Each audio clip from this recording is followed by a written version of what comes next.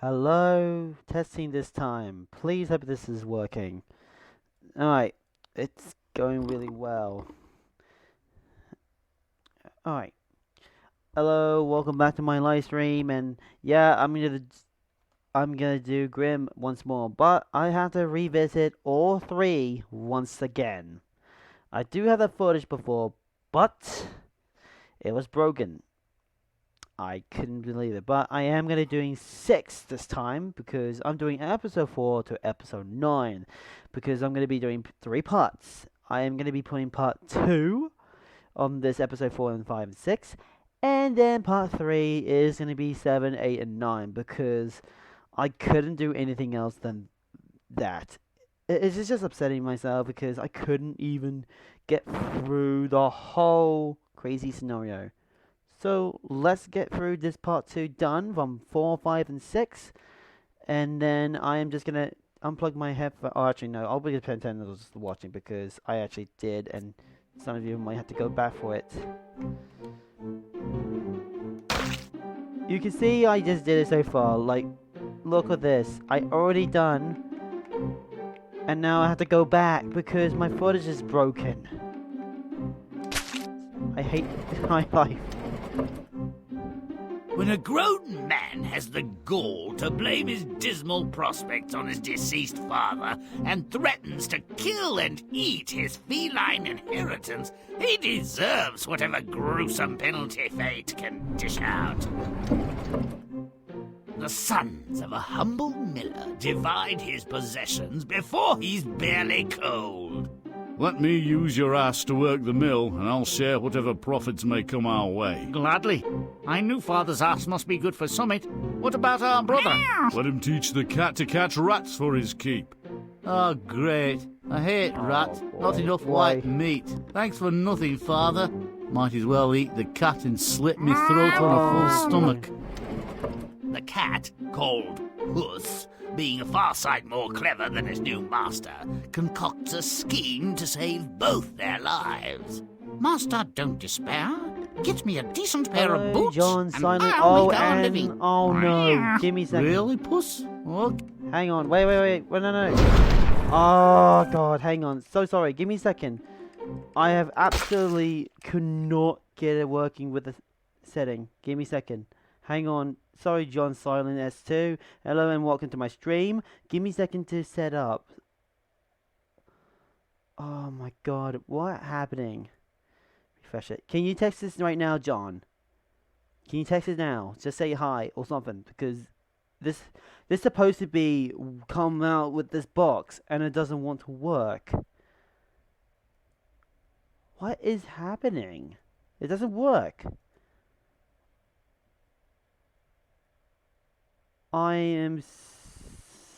Why? Let me try this again. If it's this. Let me try this again. It's not working. The text box not working. I just started a stream and then the next moment the text box was not working. I'm speechless. Like, I'm just about to start 4 to 6, and then 7 and 8 and 9 will come back to the part 3. I just cannot get it work. Is working? No. I try. I hit refresh. I try interactive or something. It doesn't want to do it. Let me try something or something. I don't know. Let me try something. This is. It's a pain in the butt. Hang on. I'm gonna stop recording.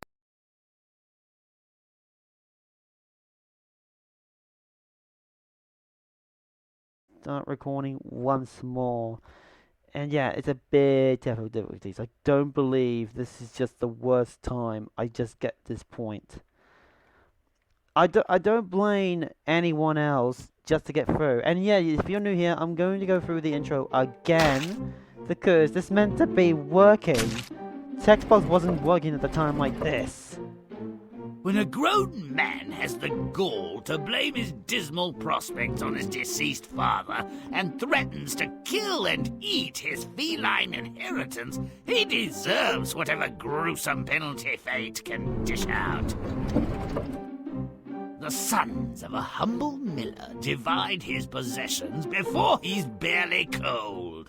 Let me use your ass to work the mill, and I'll share whatever profits may come our way. Gladly.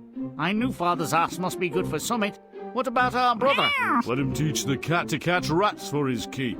Oh, great. I hate rats. Not enough white meat. Thanks for nothing, father. Might as well eat the cat and slit me throat on a full stomach. The cat, called Puss, being a far sight more clever than his new master, concocts a scheme to save both their lives. Master, don't despair. Get me a decent pair of boots, and I'll make our living. Really, Puss? Okay, great. What size? The cat, forever generous and altruistic, and if you believe that, I'd like to sell you some land in Xanadu, begins to deliver on the first installment of their salvation. Ah, poor bunnies, ignorant of the pleasures, requirements, and deceits of this world, come along with me that you may see the light. This starts to sound fishy. What's he gonna do with all these rabbits? Puss knows just where to redeem this herd of cuddlies. I bring you a present, sire, from my master, the Marquis of Carabas. A woman of rabbits, how droll. Thank the Marquis and tell him he does me a great deal of pleasure. Oh, brother. Puss's master doesn't even know what a Marquis is. Once he sets the hook, Puss plays the deeply loopy king before reeling him in. Oh, Majesty, thank heavens you've passed by. My lord, the Marquis of Carabas, has been robbed of his clothing. Tragic. Such a generous man. What luck! The completely senseless Marquis will not have to gad about completely naked. And the princess is partaking with him also. Puss moves ahead of the carriage so he can further inflate his master's reputation.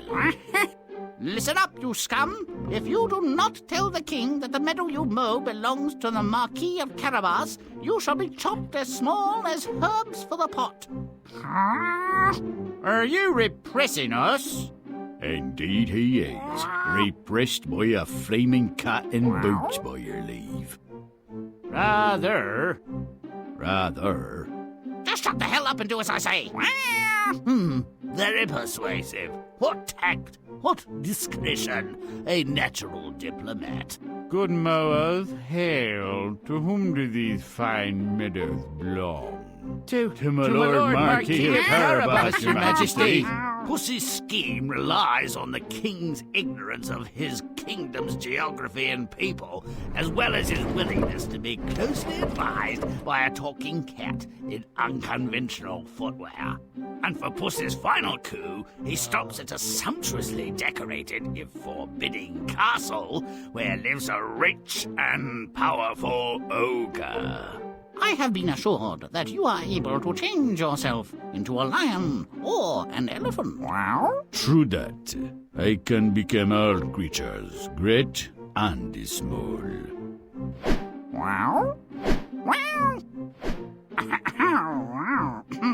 But surely nothing so tiny as a mouse. That would be impossible.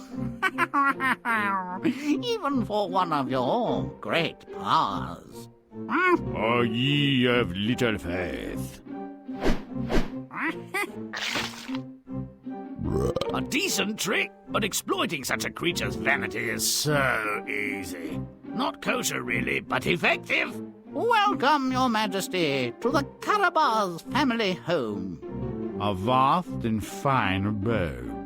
And as my daughter appears to have fallen in love with your master, it will be his fault if he is not my son-in-law before this day is done. They're purported to have lived happily ever after. I suspect I'm not the first to find something less than satisfying, let alone credible, in a secretly swashbuckling feline. What say we craft a scenario that befits the cunning and courage of the cat? Guess we're gonna keep cooking. When the old miller kicks off, he leaves his paltry estate, a distressed mill, a dumb donkey and a tomcat, to his 3 worthless and mean-spirited sons. There's bound to be foul play afoot. Let's make it fouler. Make it nasty. Do it now! Also, this game was been delisted on review here because it was delisted on Steam in 2020. And it kind of sucks because now this has been part of it. Same, it was a decent game as well, but when I played like the last 3 levels. Now I'm smelling.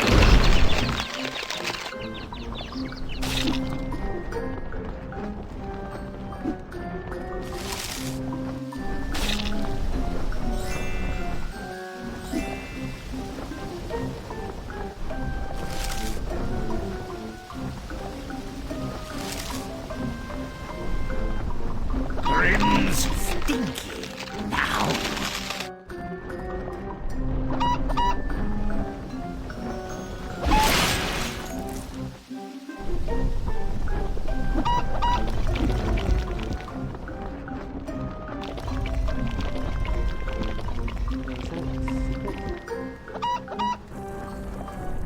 Now who's gross?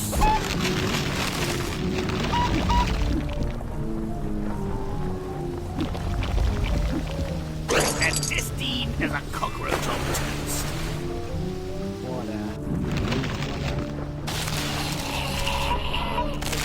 Grimm's foul. Now.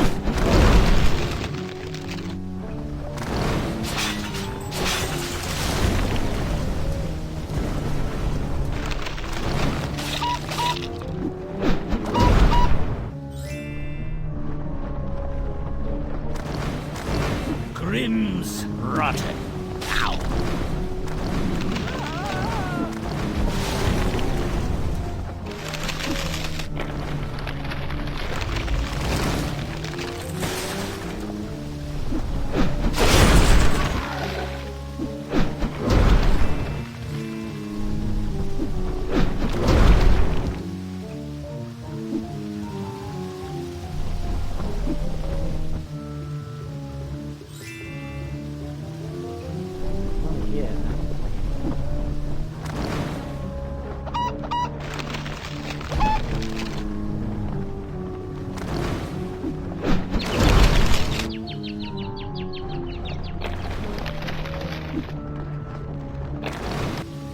Don't be good!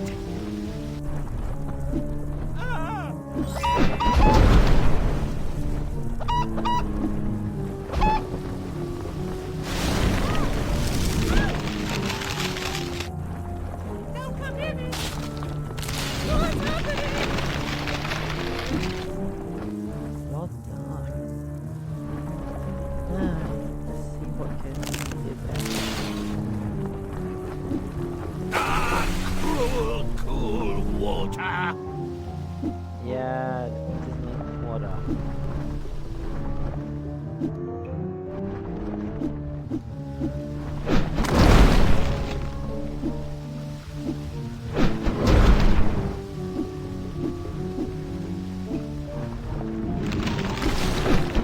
Stop it!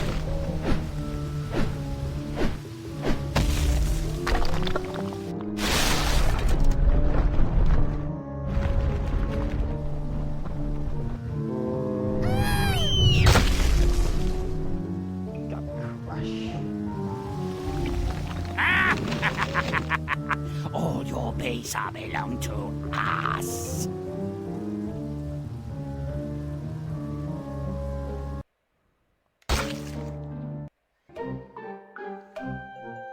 Now there's a deal. The cat's plan starts with some hunting.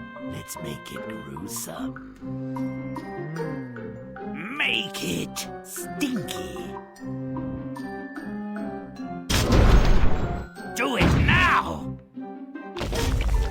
Yeah, it's Easter.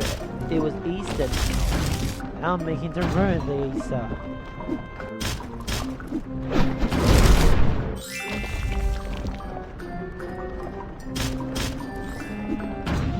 Now I'm smelly.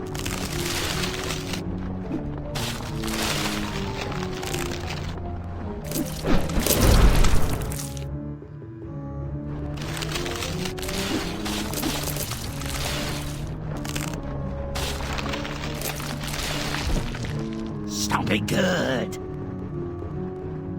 But stop it! Stop it!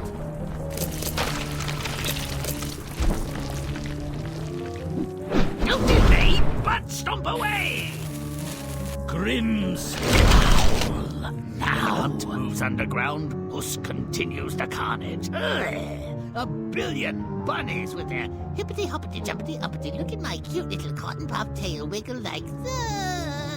Enough, dumb bunnies. Let's cull the herd. Where's my boomstick? Let's blow it up. Make it nasty.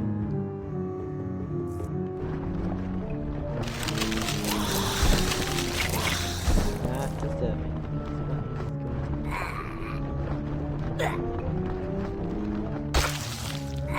Wait, he just killed the bunny.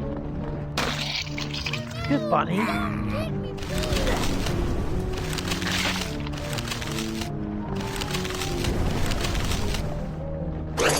Looking for something? Nope, found it. Ha ha! Grimm's rotten.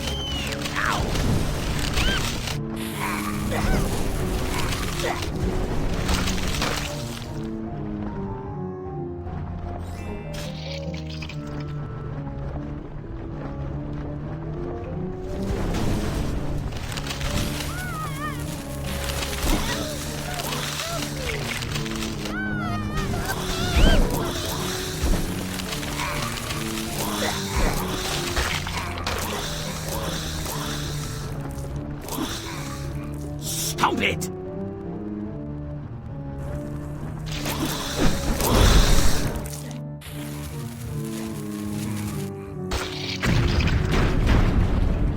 Whoa, it's raining rabbit! Will there be enough good bits left for a decent stew?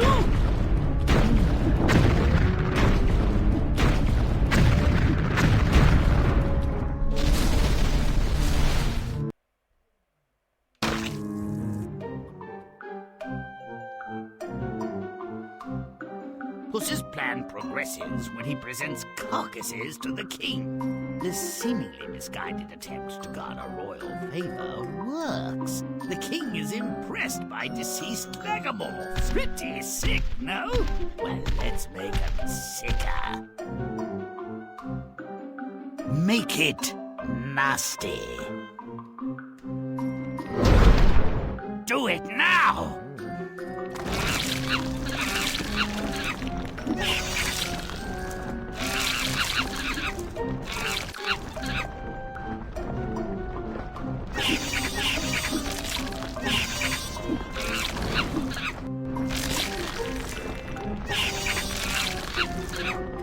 Now who's stinky?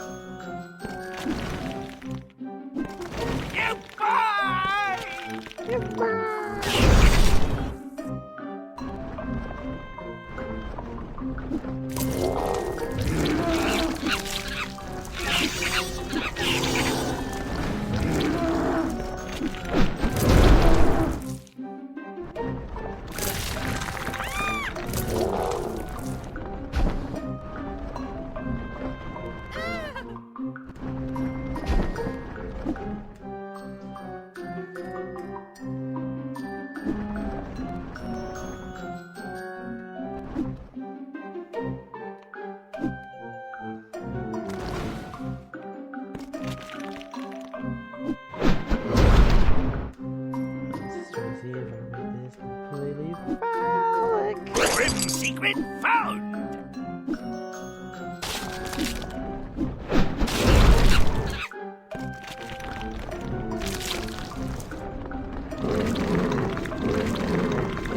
Now I'm foul.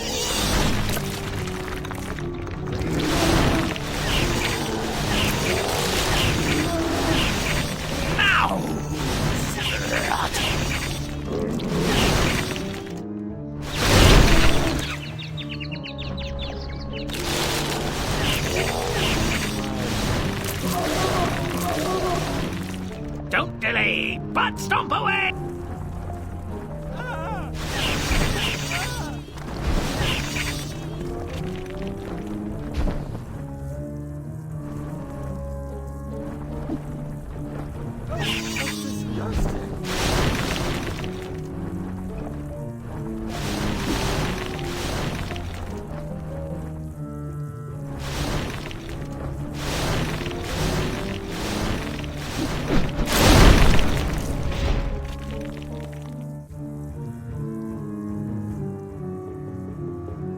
Make it disgusting.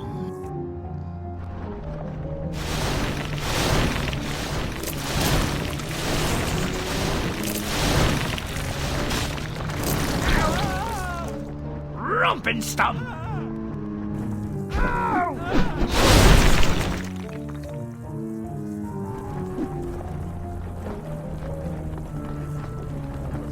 Black stuff.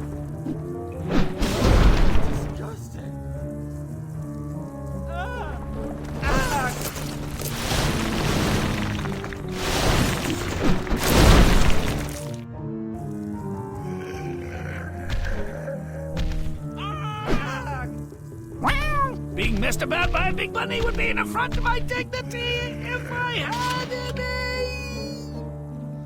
Well, there he goes, flying away like a bee.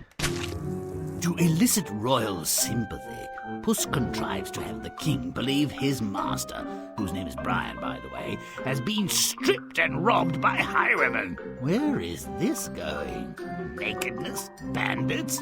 Oh, what the hell? Let's make it nude banditos. Make it rotten. Do it now!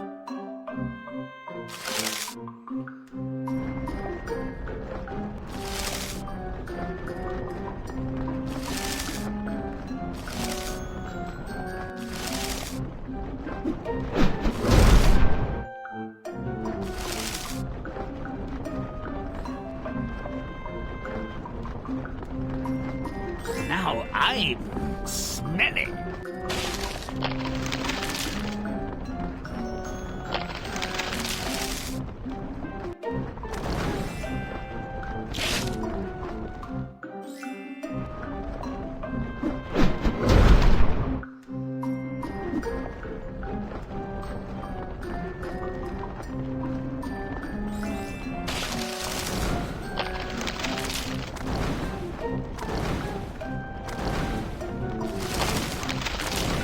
Grimm's stinky now.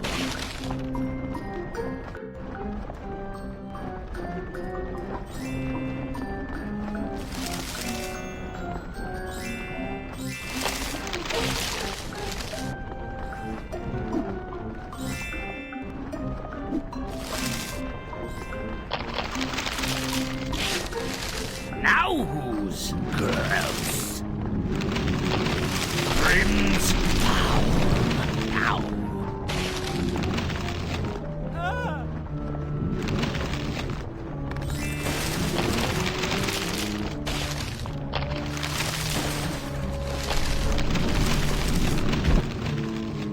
Rump and stomp.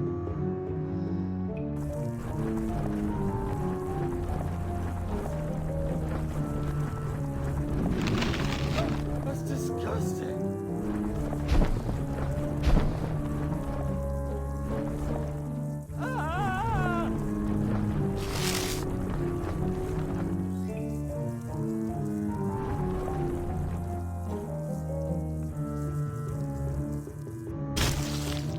Wow, that went well. He just fell in. Wait, and me? I even what?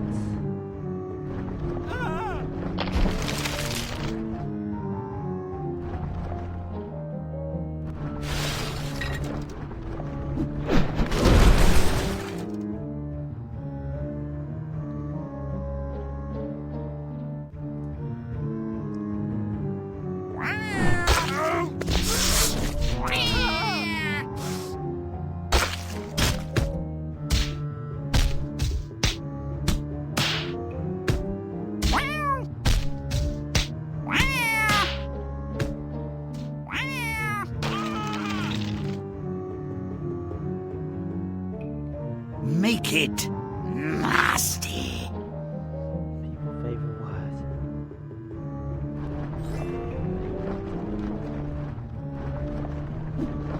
A watering grave, the worst kind.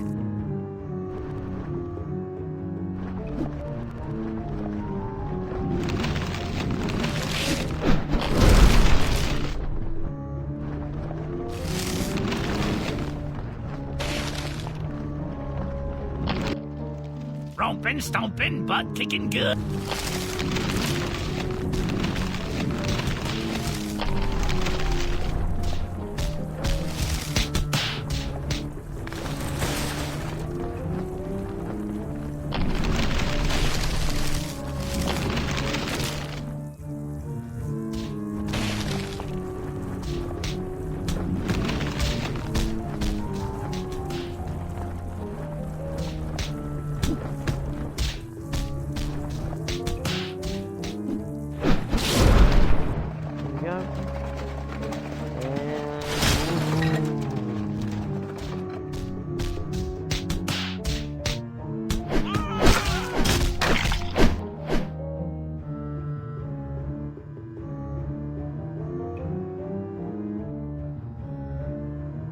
We're a few burritos short of a fiesta. Right on, senores. Hooray!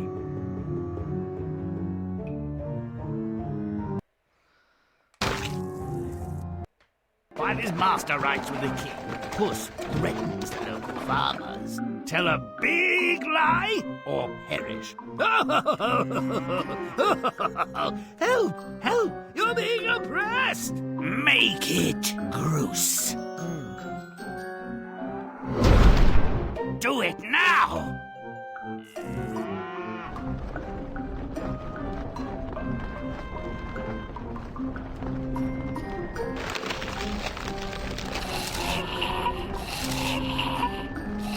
Now who's stinky?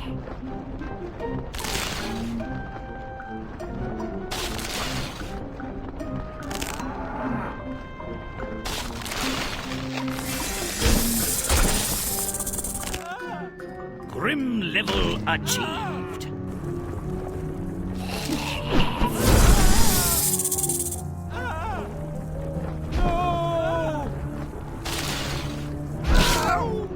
Easy choice. They've seen Pussy's mouth. And this plan has some teeth, too. Let's make it sharp. Move, beasties.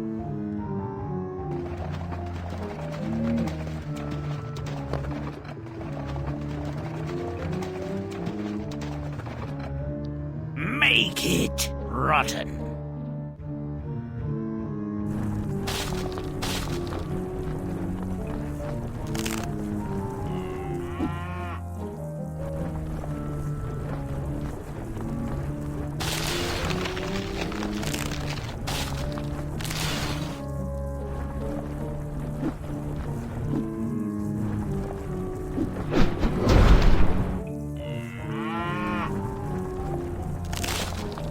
Grimm's foul.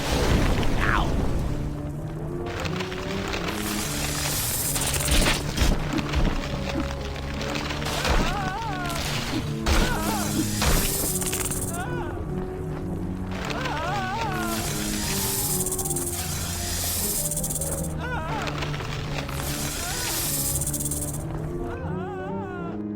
Grimm level achieved.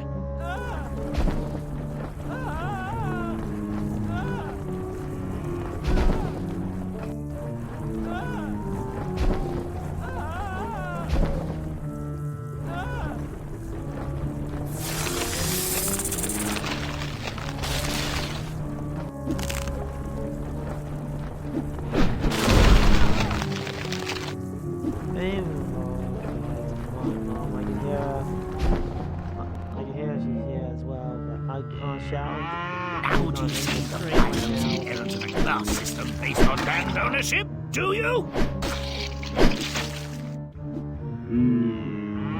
Lawn bowling with bovines. Wah! Oh, disgusting.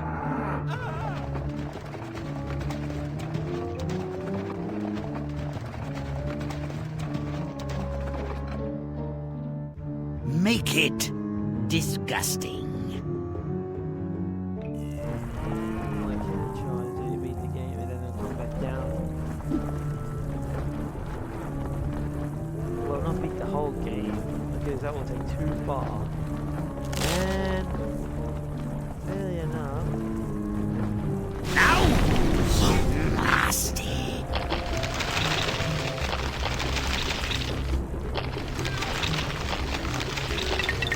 Damn it!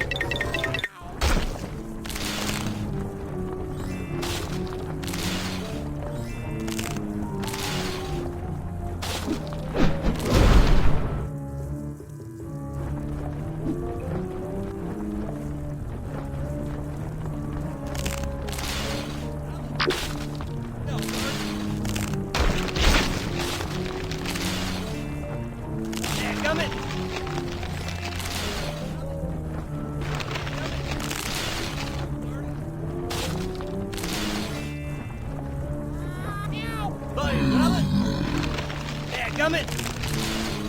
Bye, rabbit! No, darn it! Bye, rabbit! Grimm level achieved. Bye, rabbit!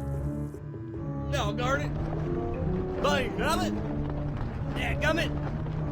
Bye, rabbit! No, darn it! Bye, rabbit! Yeah, gummit!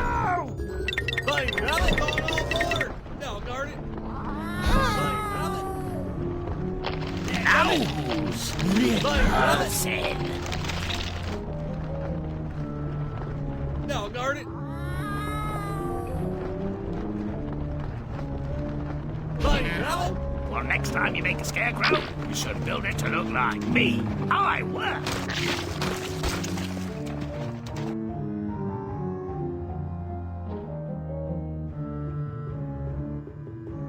His light's gone down too. I've had to turn. Puss, hoping to secure a satisfying finale for his master, mentally jousts with the unnatural creature. A dangerous game if he weren't a vain dolt, and I've got underwear more hideous. Let's make it truly revolting. Make it foul. Let's do this. Do it now!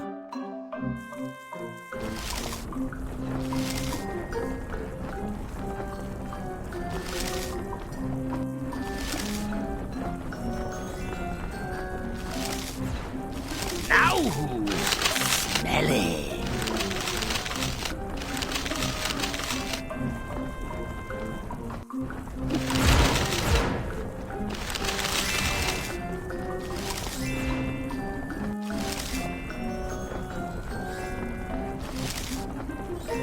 Now I'm stinky.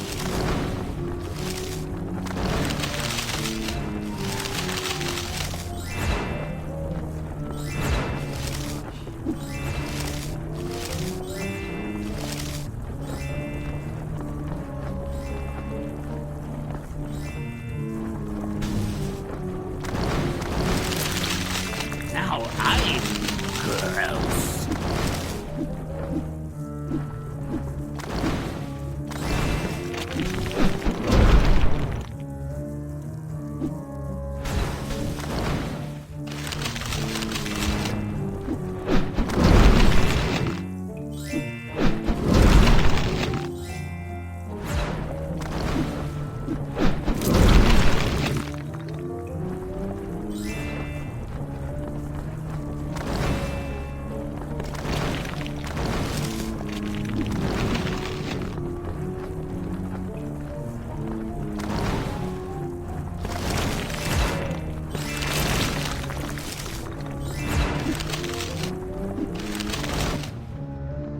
Rompin', stompin', butt kicking good. Really quick.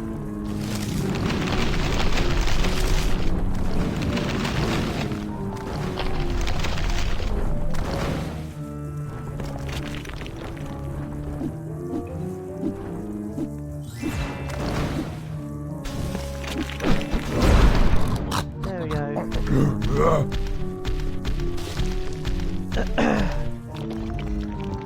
Make it nasty.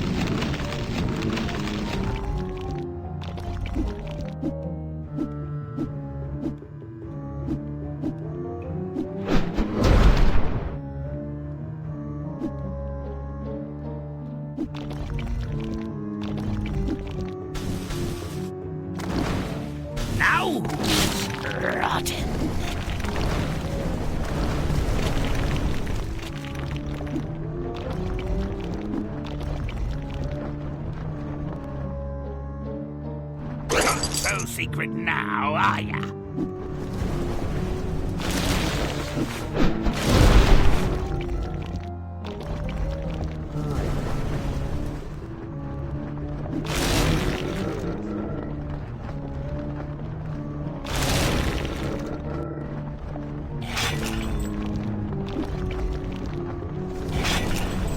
Chomp and stomp!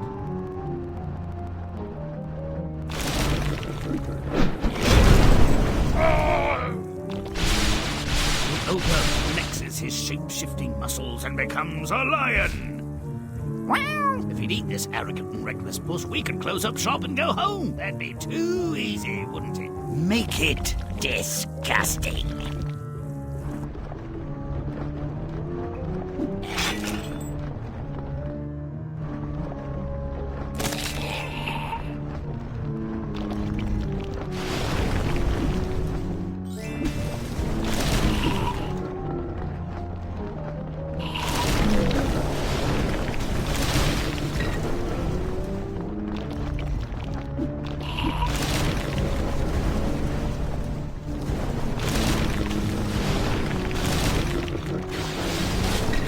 Chomp and stomp!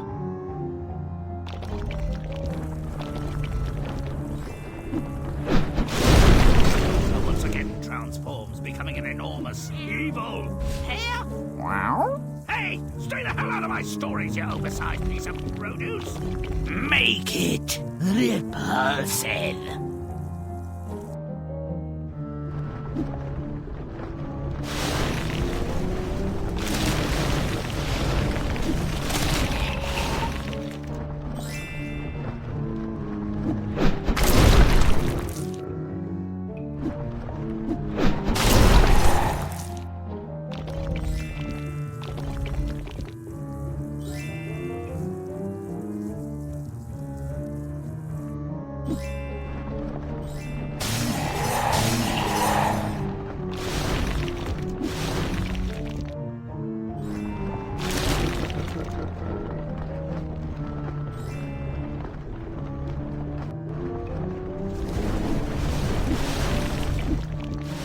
Rompin', stompin', butt-kicking good!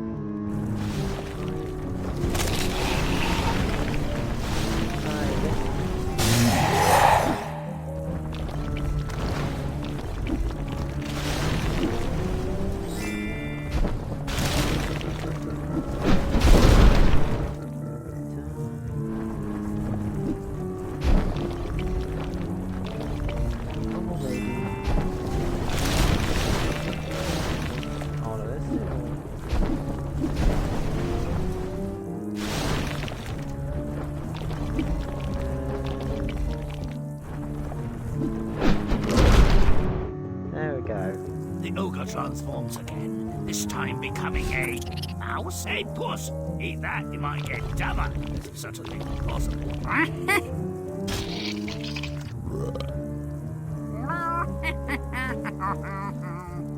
the night is going down.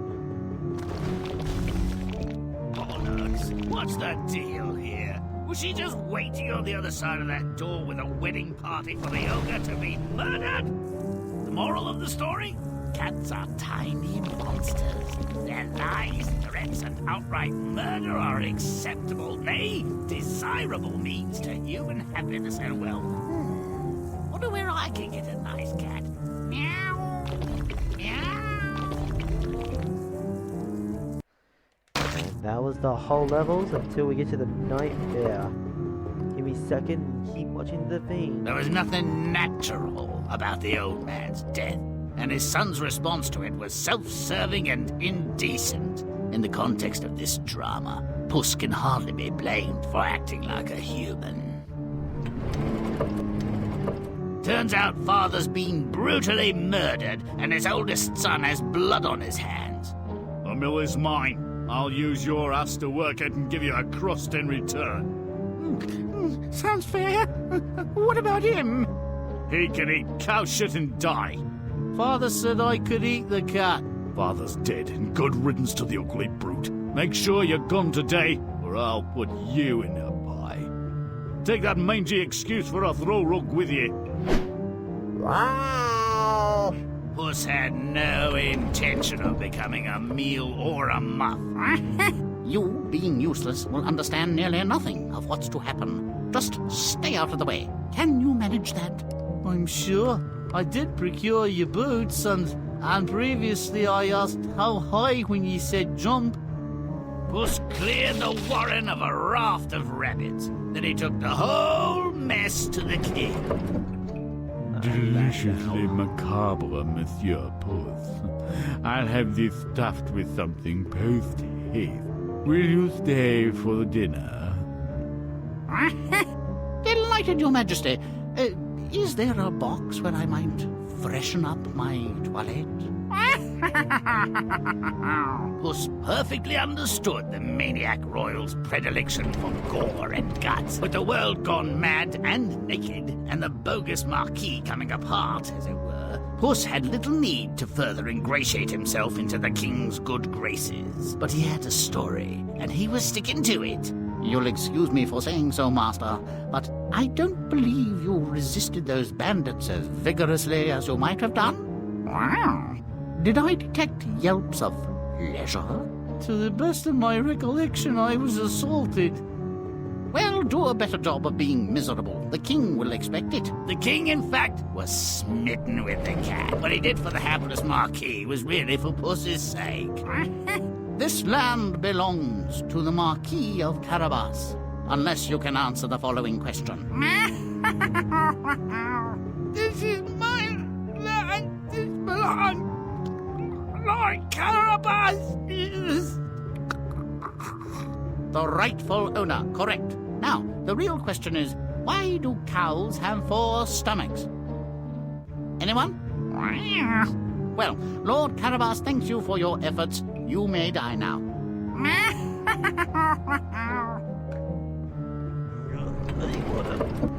Whoever propagated this notion of good ogres never met one. Nasty bits of work ogres are. Rumors are so unkind, your ogreness. You're purported to be ugly, ornery, vicious, cruel shapeshifters. Execrable table manners, too. No personal hygiene to speak of. That's your ogre, I was told. Well, I won't deny it all. It's a cruel description, but fair. And the shapeshifting?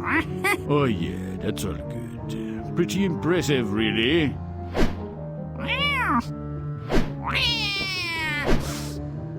That's very nice, Your Magnificence. Outstanding! The elephant was brilliant, but what would really move me is if you could become a mouse. They are such frightening, resourceful creatures. But no, that would be too much to ask.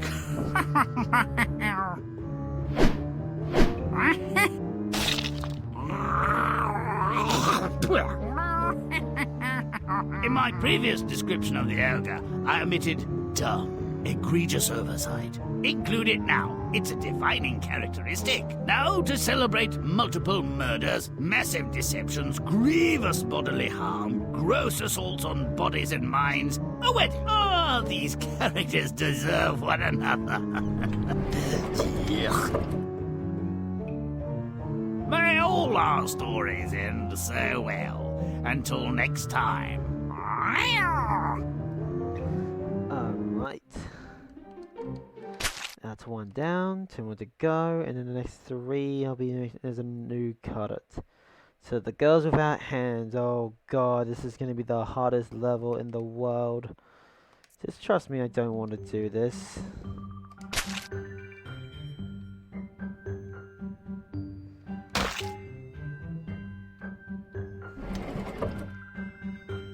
When a total stranger offers a poor miller vast wealth in return for something of obviously lesser value, should it not arouse suspicion? Of course it should. But today's dunderhead, a man with as much imagination as a lump of coal, isn't even a teeny bit skeptical. There's no way but poorly for things to go for such a dimwit. The miller gathers firewood to supplement his puny income. Why waste time in the forest? I'll make you rich as Croesus if you give me what stands behind your mill. A hard bargain, sir, for I dearly love that apple tree. But for the wealth you promise, I give my pledge. I'll return one day to collect what's mine. Old Scratch has returned to collect his due. Turns out the miller's daughter was standing behind the mill, beside the apple tree. Her tears have made her sopping wet. I can't take her like that. She weeps because she has no hands. You cut off her hands rather than forfeit your own life. You could have taken her place. You fiend! I did what I had to do. You've come 3 times, and because she's wet, you've rejected her. Now she's safe. I'll care for her. She will be grateful. Grateful? I think not. What would you do in her place? Might murder be on her mind? It ought to be, having beat the devil, whose aversion to water is frankly not that well known. The girl is on her own. She has no use for her craven father. Starving, unable to work for food, she happens upon a royal orchard. What luck! Though it is forbidden, I'll eat just 1 pear to slake my hunger. You are beautiful, so I will not have you executed for molesting my royal pears. In fact, I love you, despite your handlessness. I'll have some forged of silver made for you. You shall be my wife and queen. The king is off to war. That's mainly what kings do, and they often do it poorly. Goodbye, queen. Make the baby a boy. Be nice to mother. See you soon. Goodbye, king. Dispatch the enemy with ruthless cruelty and hurry home. We'll roast a goat on your return. Alas, this was not to be, for the devil is first and foremost a mischief maker with no sense of humour. Often the devil altered letters between the king and queen with his own, dare I say, diabolical messages. The messenger is his unwitting dupe. If this message from her loving husband doesn't result in her death or exile, I will consider changing my career. The queen has abandoned the palace. Thanks to the devil's work, she thinks the king wants her dead. Once again, she is on her own, though the silver hands provide some assistance. Nature is fine, though a bath would be nice, and decent walking shoes, and some bread. I wonder what father is doing. Thinking of that old reprobate must have cost her. Don't cry, father. All is forgiven. You're not the first to sacrifice a child's body parts, and you won't be the last. Is there any bread available? I'm sure there is. I believe I could get you some for a decent price. Those lovely silver hands will be worth something. Indeed. Oh, look, there's my husband, the king. Your Majesty, do you still wish to cut out my tongue and eyes? No, Queen, I want you as you are. Come, let us return to the palace and live happily ever after. What an extremely large load of bovine excrement.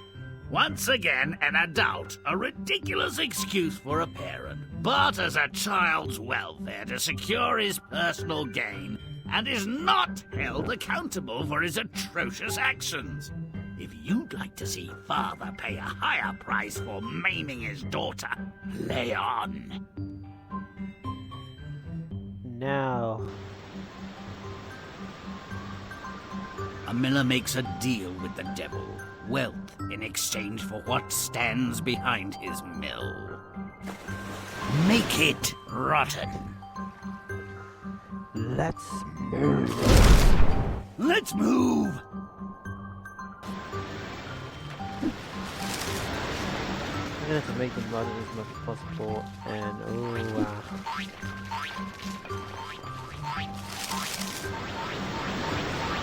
Rabbits. So much rabbits. Grimm's smelly now.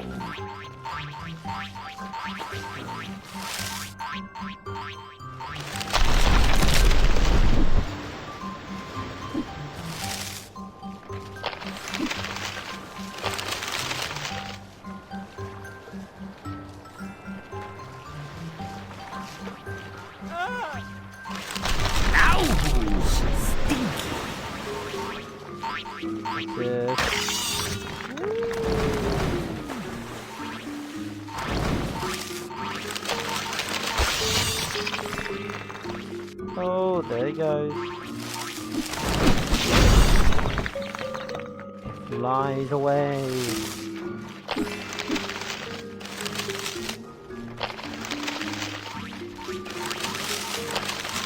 Now, Bruce. What the hell?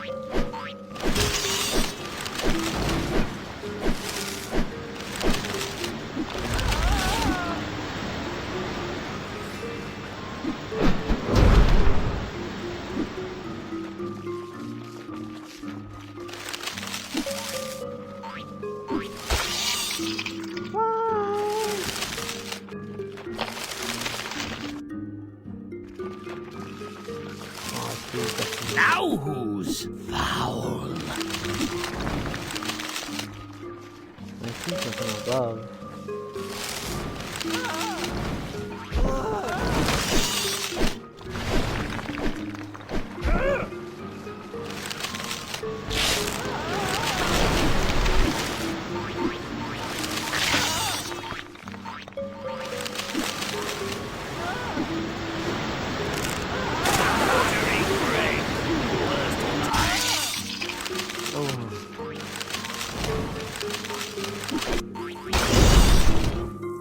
Let's stomp away.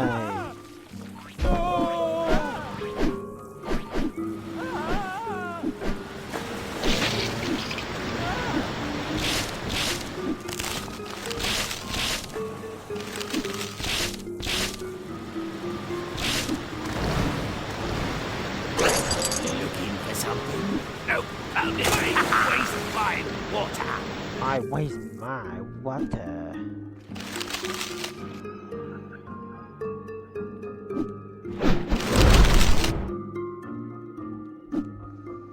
Hell's Bunny going crazy.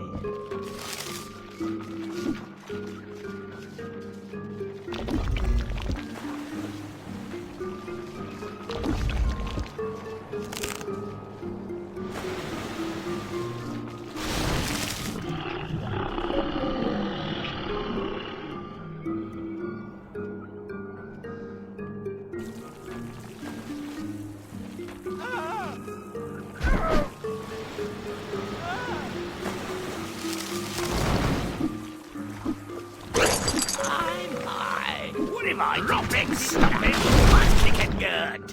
There we go. Stupid flippin' gate. Who's your papa?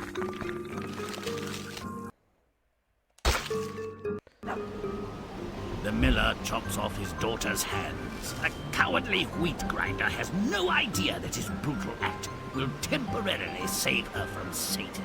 He's just looking out for number one. Well, at least someone's suffering. But why should she be the only one? Make it nasty. Do it now! What was that? Oh yeah, I forgot the wind. This is one of them. Now who's smelly?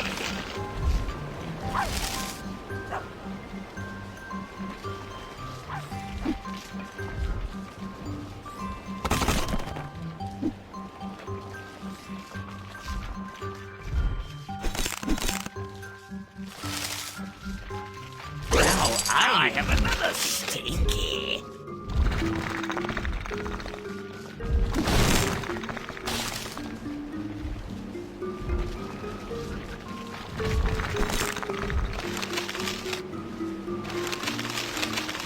Grimm's Bruce.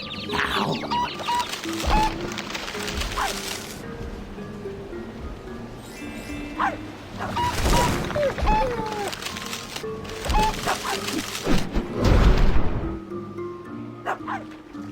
Grimm's foul. Now.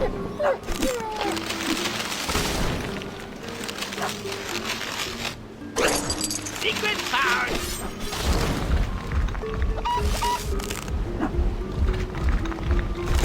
Now I'm rotten.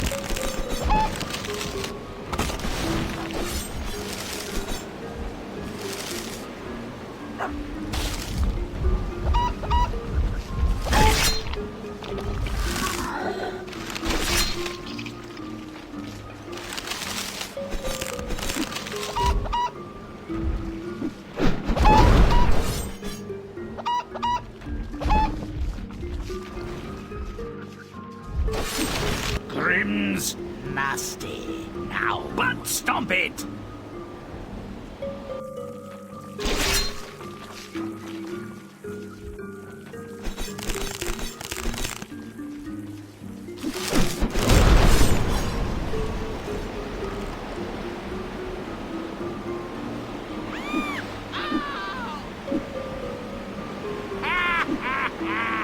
We're all blown in the wind.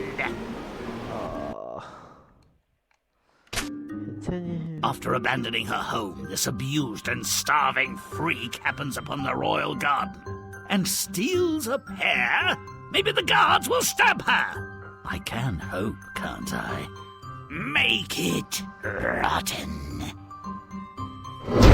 Do it now!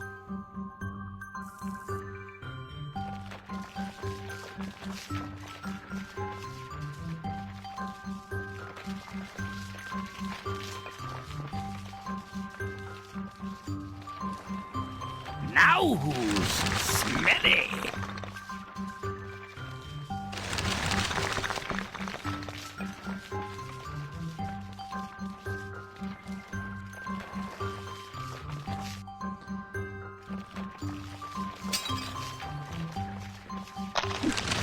Now I'm stinky. Take waste by water!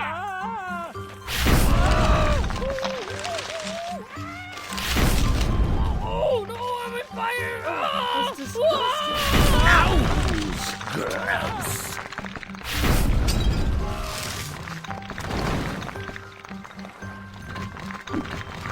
Done by water! Ignominious defeat!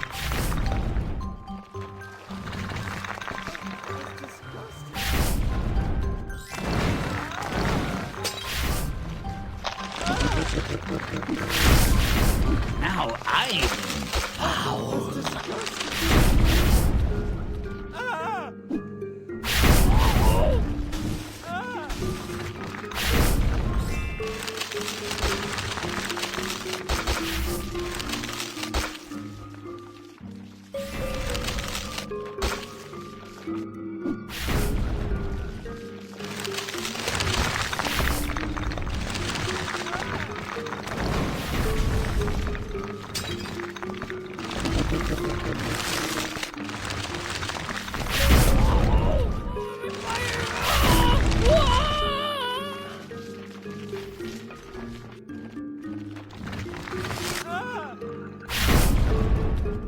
But stomp it!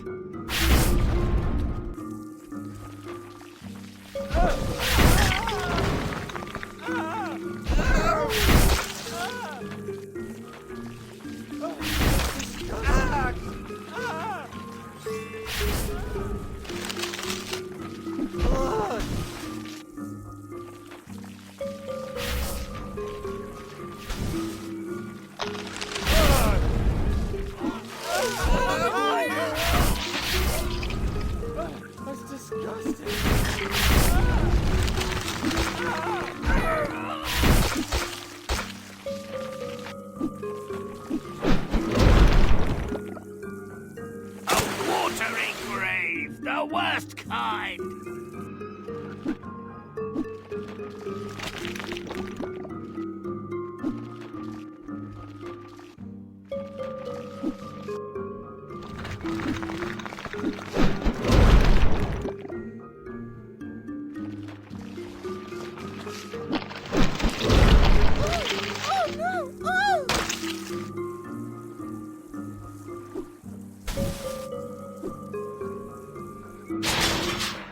The king invites the handless one into his castle.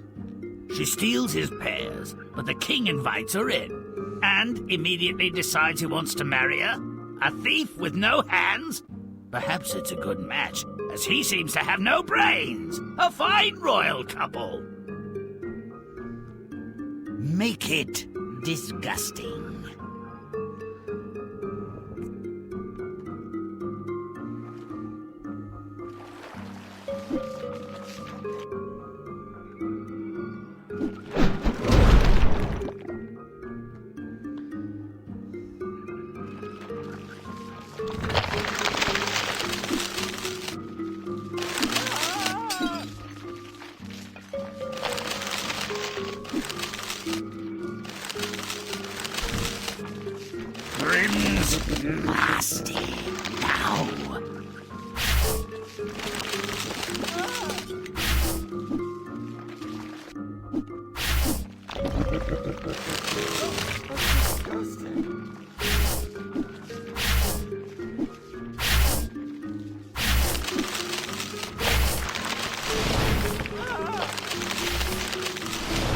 Our secret no more!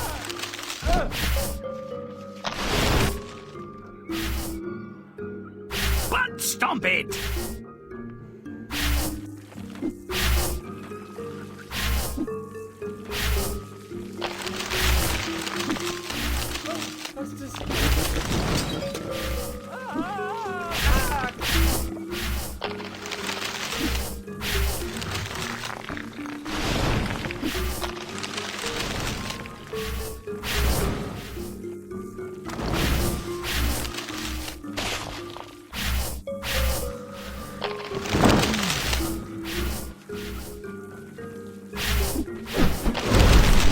Get me out of here. Neptune's make me puke.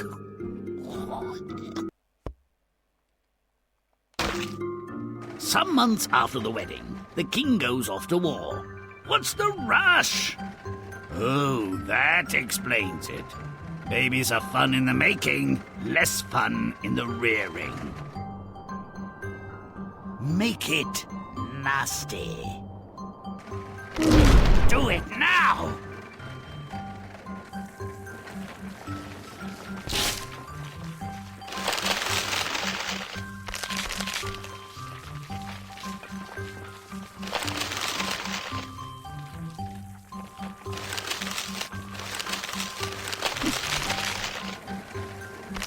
Now I'm stinky.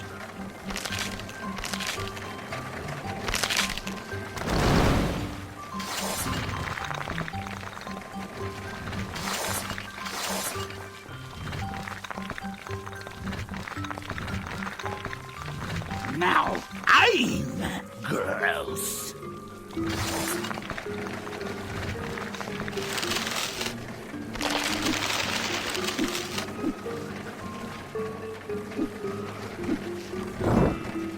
Now I have another secret.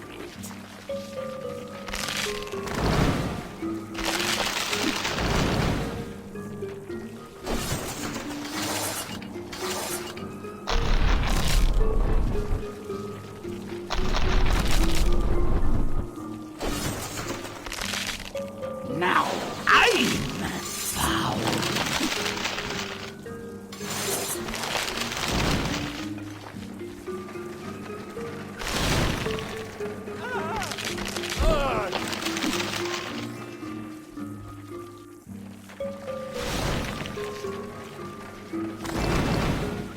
That's disgusting.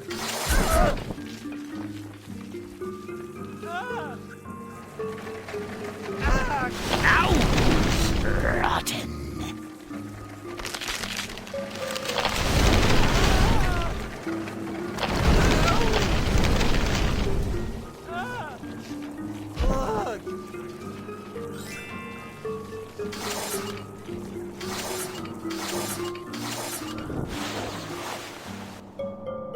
Butt stomp it!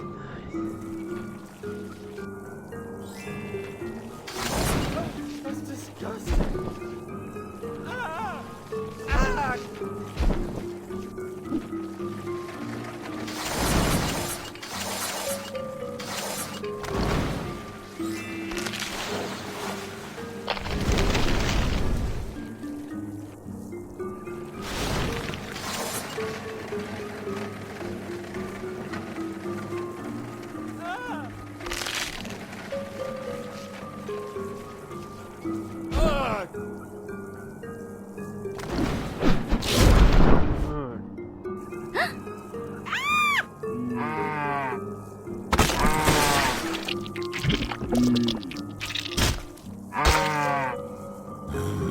So deliciously gross. I am suddenly speechless.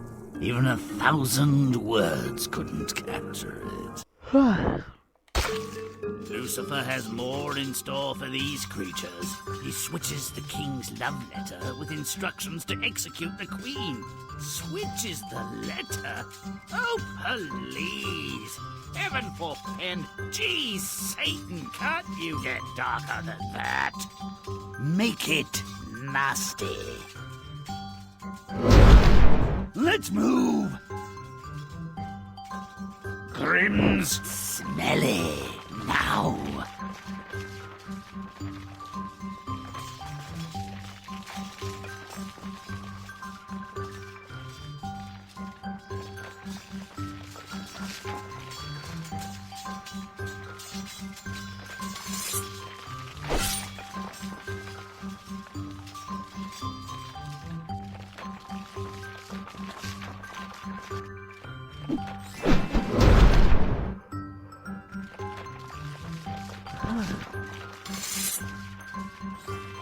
Grimm secret found!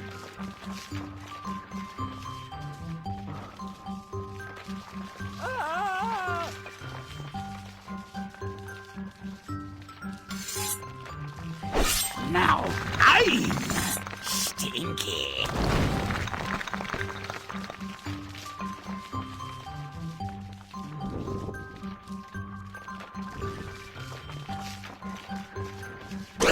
Hardly cryptic.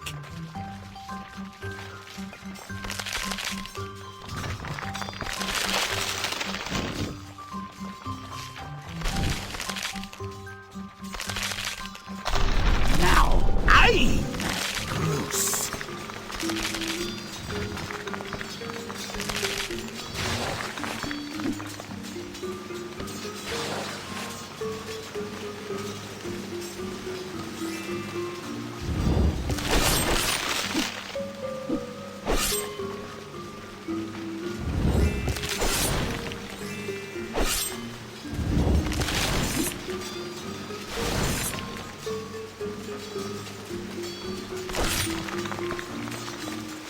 Grimm's foul. Now.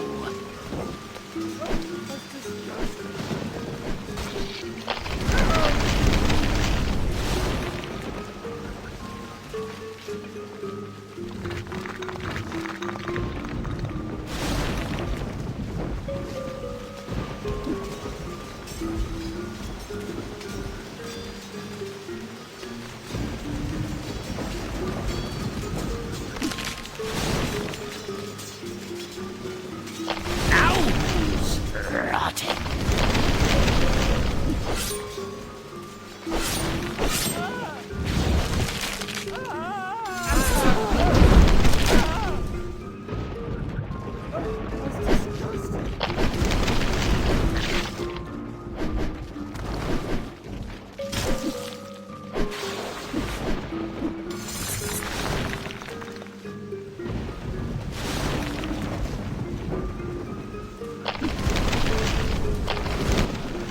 Butt stomp it.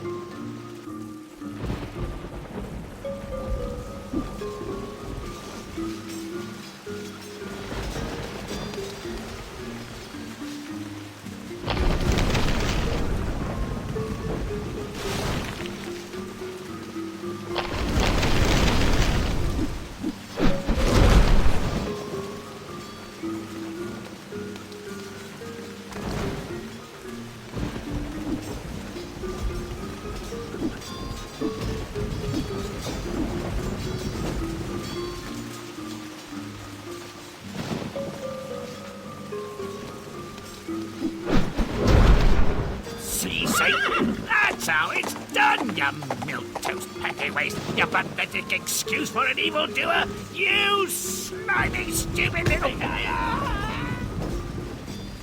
he gone.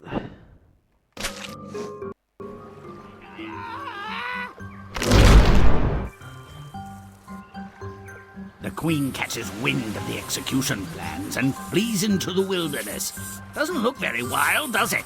Let's acquaint her with real torment. Make it rotten.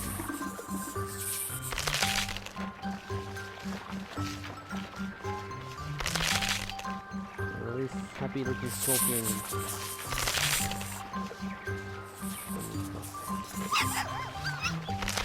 Now!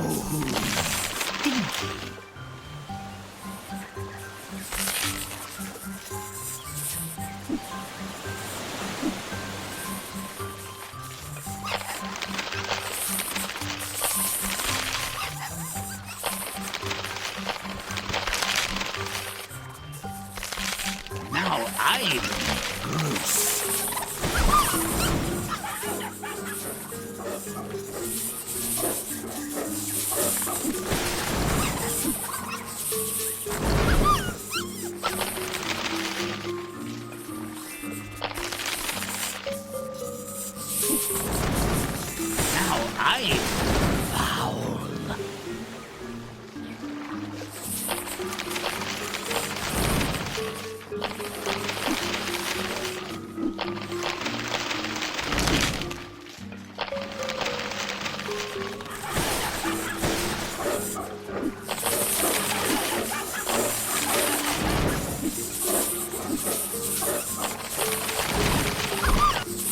Butt stomping.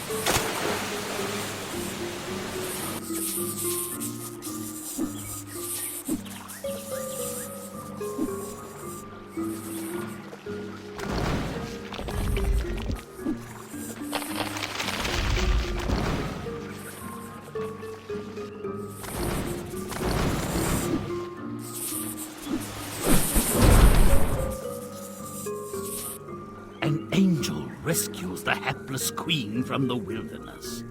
Where was she when the queen's hands were getting lopped off? The logic stinks. Well, no matter. Let's make sure this isn't an easy way out. Make it nasty. Butt stomp it!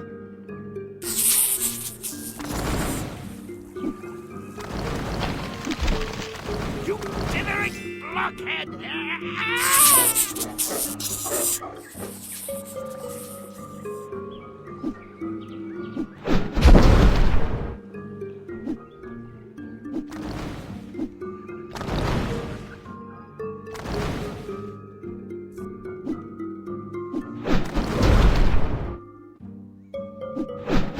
Seriously, why the late save? I mean, you guys could have done something before she got the chop. Hey, hey,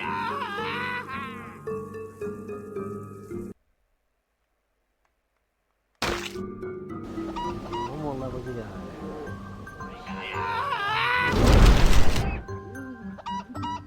Stupid angel.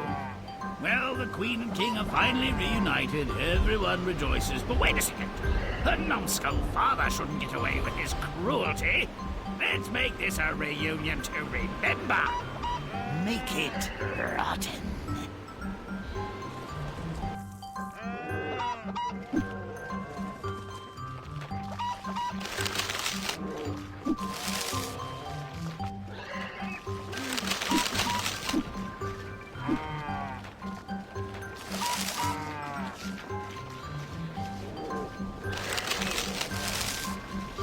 Grimm's smelling now.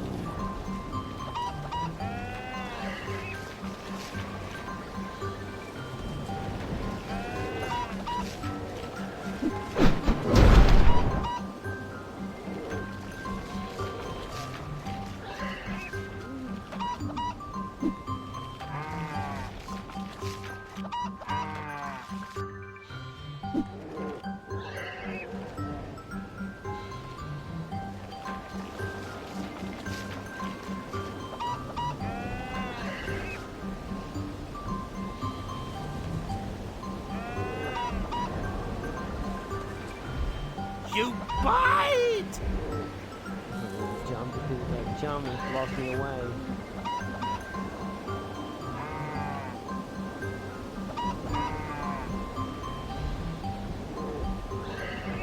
You suck!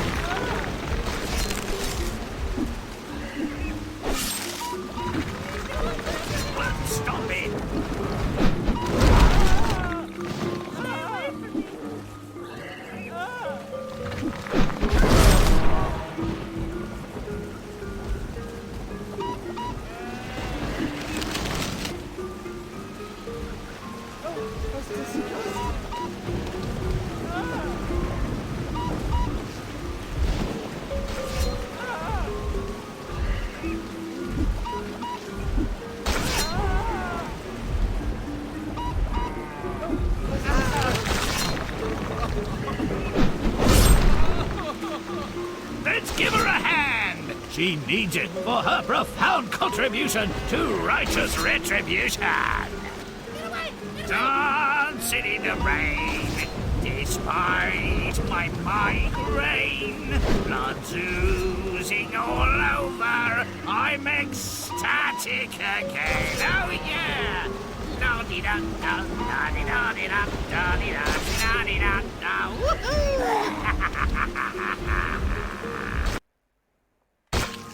Okay. No doubt the girl without hands was Fortune's fool, sorely abused by her father and through no fault of her own, made to suffer long by so-called higher powers. But she understood the true meaning of revenge, and when she saw her opportunity, she grabbed it with both hands. Give me your child as my handmaiden, and you may escape your poverty and live free from want. It's a deal. She'll be ready to go when you return. What a tool. No fight, no resistance, no balls. Well, she was just his daughter. I've come to collect your handless, armless child, without arms. Make her stop crying. I'm allergic to salt water. You've only yourself to blame. She has an endless supply of tears. Would that she could irrigate my wheat fields. I've no use for a wet woman, but I will redeem your pledge someday. The miller was such a senseless, selfish lout. He believed he'd outwitted the devil. The girl was driven from home. She sought out the royal garden, thinking the king at least would have some food. Who interferes with the royal pair of doom? Guards, draw and quarter this wretched thief. Oh, never mind, she's armless. I mean, without arms. She's young, wouldn't have to touch me, and no one else would want her. You'll be my wife. Or would you prefer instant death?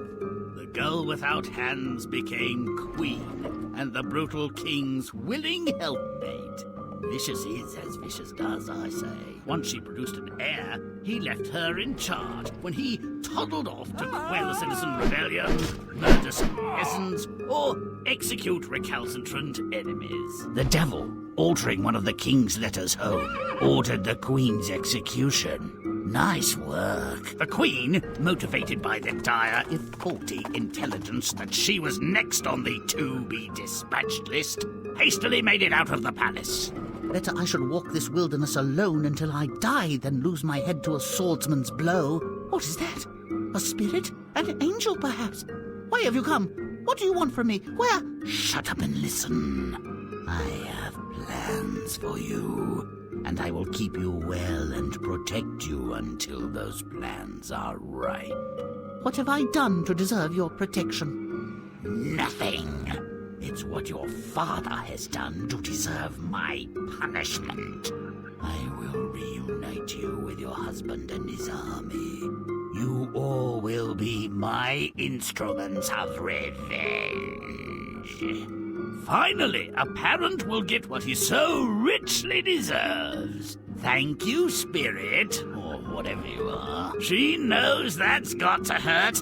I never heard the expression, an arm for an arm, but I'm certain it's been said. The world looks no better once justice has been served. Nor no worse either. Perhaps that's just as well.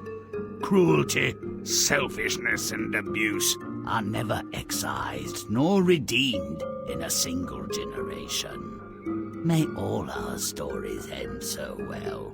Until next time. Alright.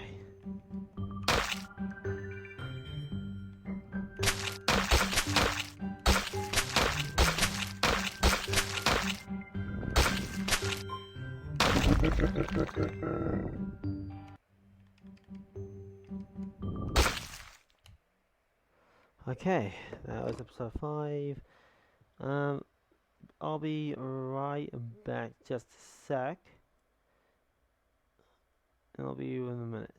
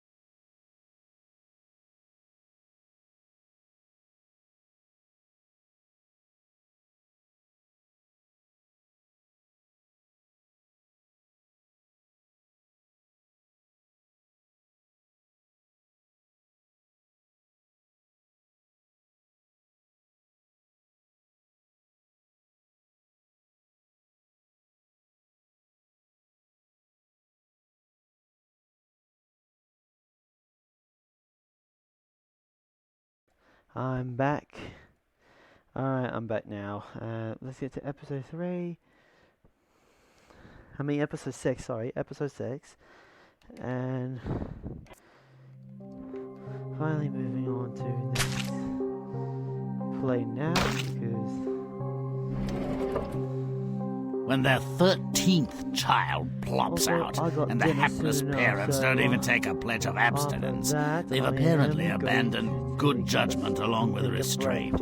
They hope a godfather may ameliorate their folly. Nonsense!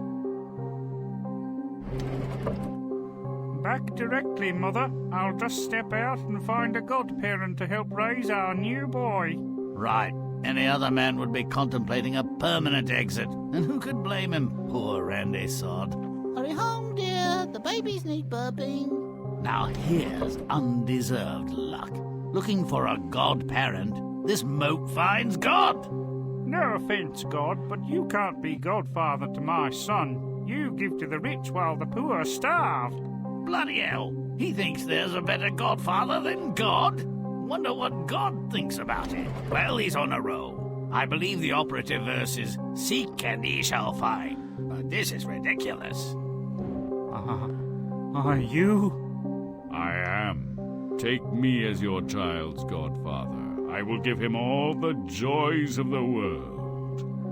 No offence, Beelzebub, but you can't be my son's godfather. You deceive us and lead us astray. Equal time and treatment to the champions of good and evil, I suppose. Neither has much reason to complain. But who's next? Why, it's Death. And the horse he rode up on. Make me your child's godfather. To me, everyone is equal. I will care for him. Done no Death. You treat the rich and poor alike. You shall be my child's godfather. Not the only criterion on which to base the decision, but probably not the worst. The boy grew up without incident or remarkable event, and when he had come of age, his macabre godparent charted his future and introduced him to a miraculous herb. Godson, you will become a physician to the rich and famous. But I have no training. No matter. As I am visible only to you, I'll indicate which of your patients will live and which will die. If I stand at their heads, give this herb, they will recover. But if I stand at their feet, they are mine. Death was as good as his word. His godson became rich and was later appointed the king's personal physician. But when the king's time had come, the godson was loath to let him die. Don't ever dare to betray me again. Yes, Godfather. King, as I have saved your life, I'd like to marry your daughter. She's very ill. Heal her, and you shall have her and my crown. leave it open. Feeling better? Fine. I'm your doctor. We're getting married. Tomorrow good for you? I have no dress. Godson, you'll never disappoint me again. Come along now. A more perspicacious being would have seen Death's declaration for the lethal guarantee it was. I'll get back to you. He lied, of course. But what did he know? He wouldn't be getting back to anyone above ground. Oh, this doesn't look good. Candles snuffed out, Death giving a guided tour of the underworld. Symbolism's a bit too clear. I might have cursed the darkness and let it go at that. These candles are the lifelights of every living being. A long candle foretells a long life, and the opposite is true, too. Here is yours. This little stump is about to go out. Light a new one for me. One must go out before a new one is lit. But because you are my godson, I'll try a trick. It's against the rules. Thank you, Godfather Death. You saved me. Almost anything for you. Was the physician fated for an early death, or was his premature demise a punishment? The storyteller doesn't say, but without an answer, the tale is a muddle of unhappy accidents. Death was chosen as godfather, and God's not offended at being passed over? The devil takes no for an answer? That would be a first. And then all-powerful death, the great leveler, pretends he's going to spare his witless godson. I don't think so. If you agree, play on. Yep, let's play again. Let's hope I can beat this time before dinner starts. Not so very long ago, when ignorance was more common, if less forgiving than now, an abjectly poor woman presented her willfully stupid husband with their 13th and least wanted child. Make it rotten. Let's move.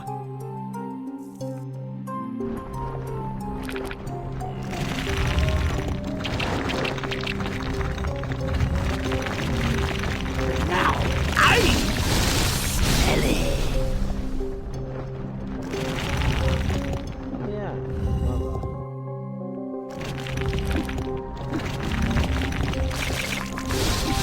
Now I stink.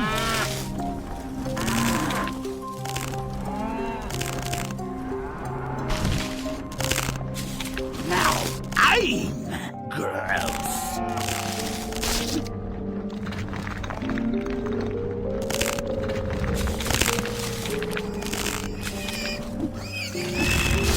Now, wow.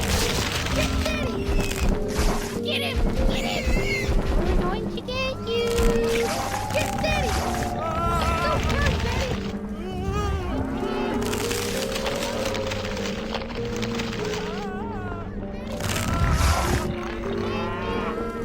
Get him! Don't run, Daddy! We're going to get you! Get Daddy! Get him! Get him! We're going to get you! Get Daddy! Romp and stomp. Don't run, Daddy! We're going to get you! Don't run, Daddy! Get us alone! Romp and stomp. Woo! He nearly ran out of his clothes. Pity he couldn't keep his pants on at home.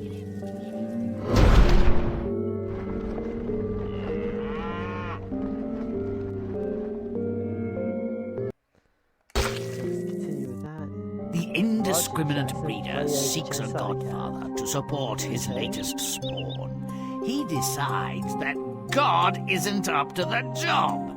And according to me, God doesn't take rejection well. Make it nasty.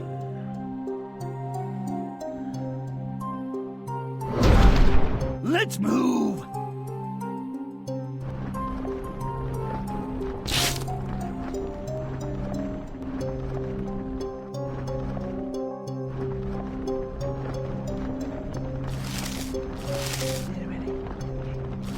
Alright, I can't even...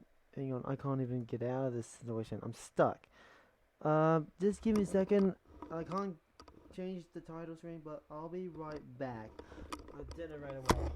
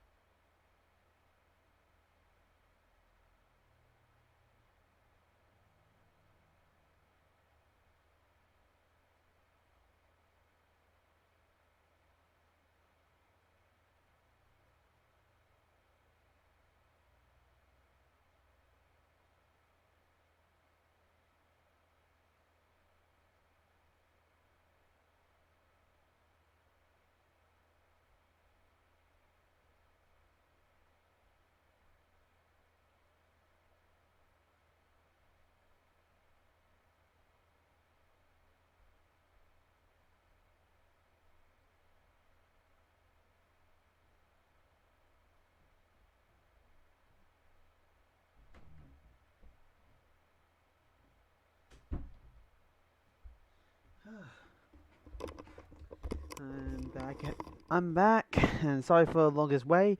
I should have probably cut this one out, and it's been a long while. Unfortunately, I can't even escape. Even the mouth was stuck on the other side. Now I'm Gross.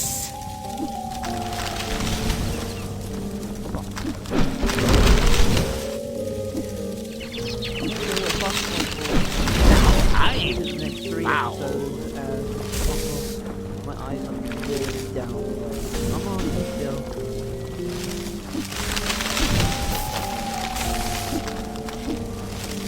Ouch! Rotten.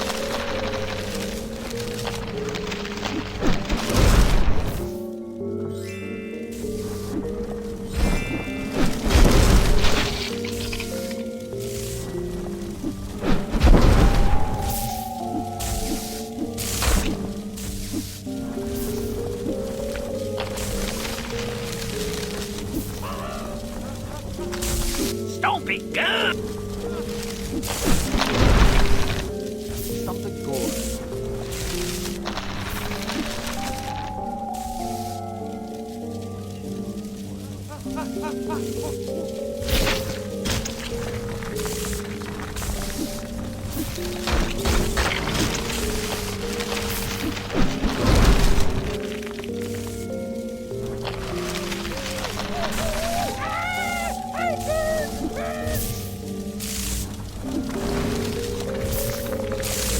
Stop it! Alright, there we go.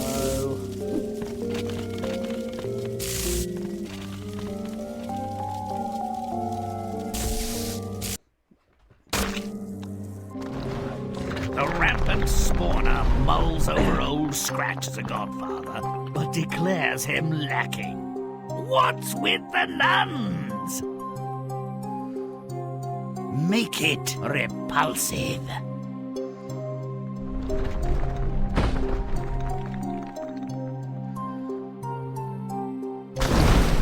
Let's move. Alright, let's move in.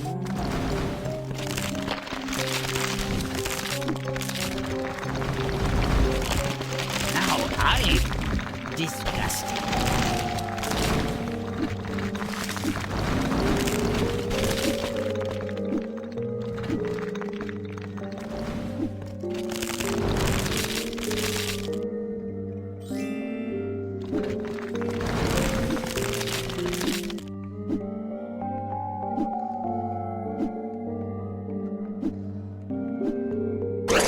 Clandestine as a cockroach on toast.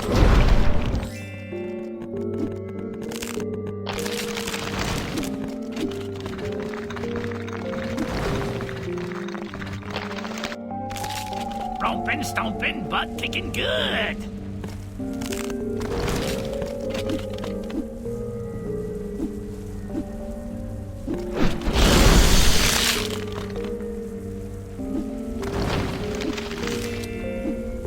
Nothing's gonna be good for this.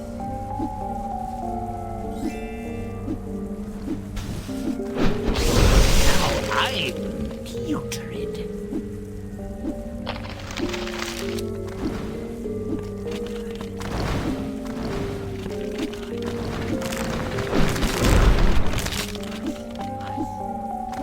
Down with the nunnery. Now, you Satan! Push it into the river! Get that nunnery out of here! Push that nunnery!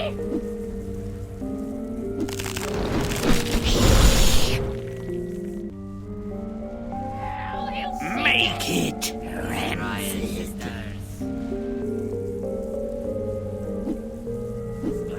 But stop it! Push! Push! Push it into the river!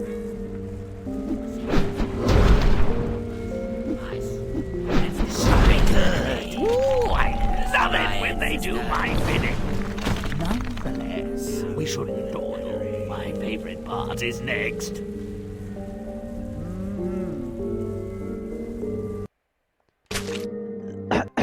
Oh moron has found one he can't refuse. Death. Who better for a godfather? I should have asked God why he thought this dolt should go forth and multiply. This environment doesn't suit our bony friend. Let's cool it down. Make it vile. Let's move. As fast as possible, yes.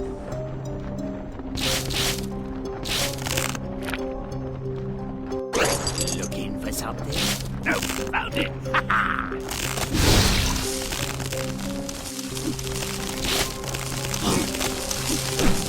Now! Disgusting.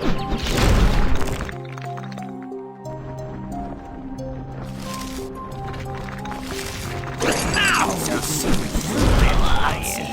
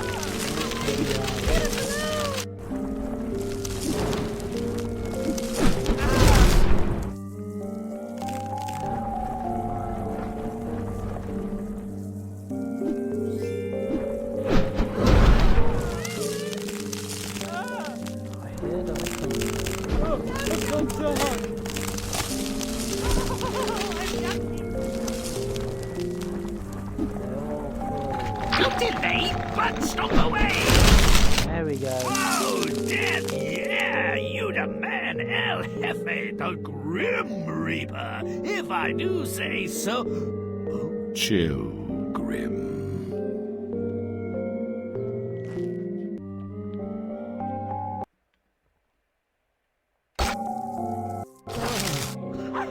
I slept like a statue. Is that bird do? No? What's happening? Oh, so, Death instructed his godson in the herb's magical properties and followed up with a stern admonition concerning its misuse. Considering this dolt's lineage, what were the chances he'd heed the warning? I prefer my herbs carnivorous. Make it smelly!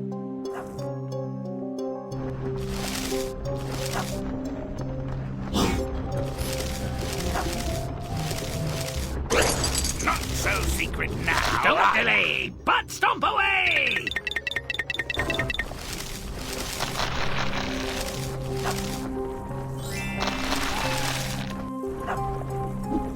But stop it!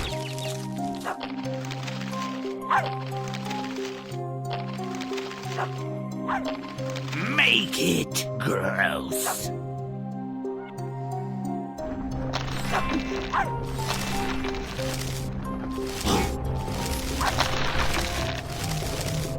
Mouse!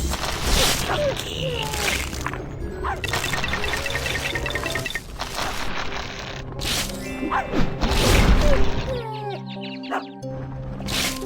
Stop it!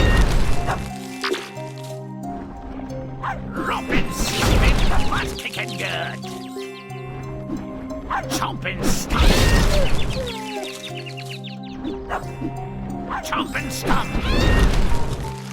Make it rotten.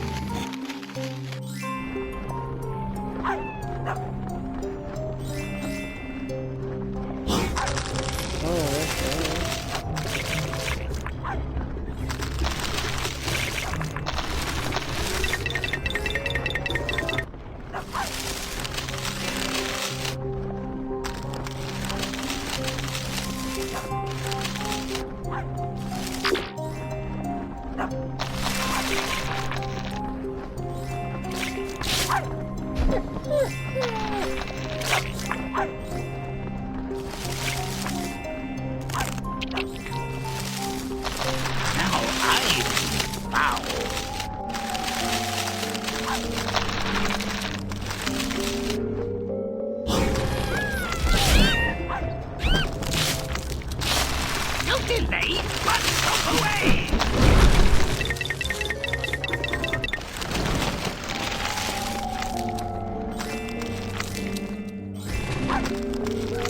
Romp and stop! Romp and stop! But stop it! Stop it! Stop it!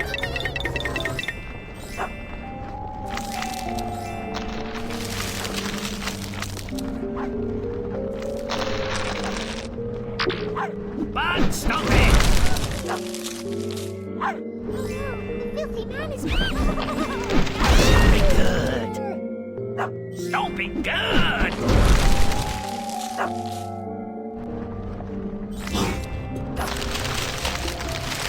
Grimm, nasty, now!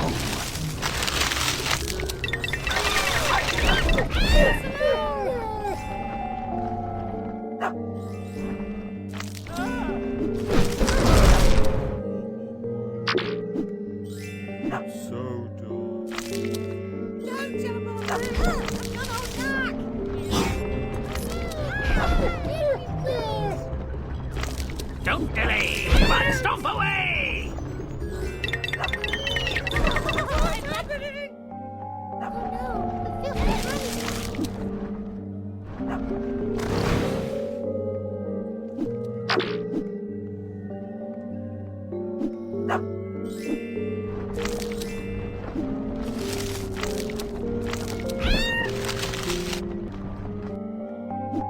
Romping, stomping, butt kicking good!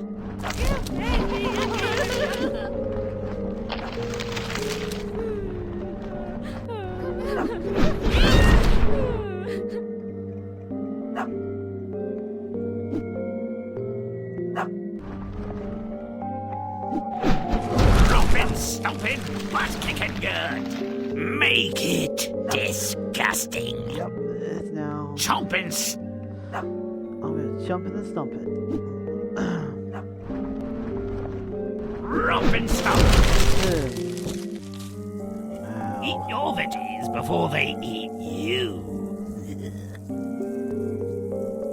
So, bit of piece there.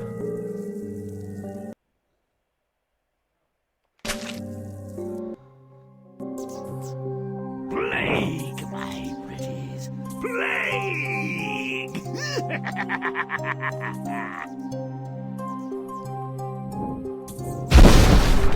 Let's move! The little mouse has now become play.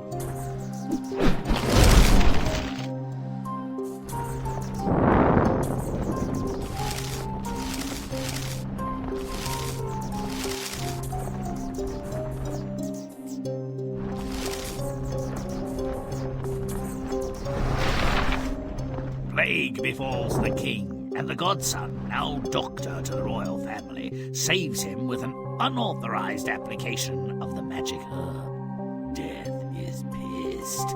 It's a pity to anger him when the royal person looks merely feverish. Let's make this treachery worth the wrath. Get sicker, king! Make it foul!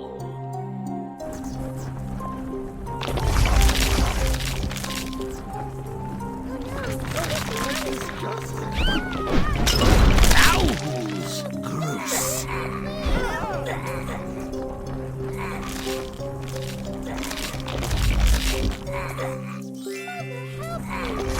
Mother help me.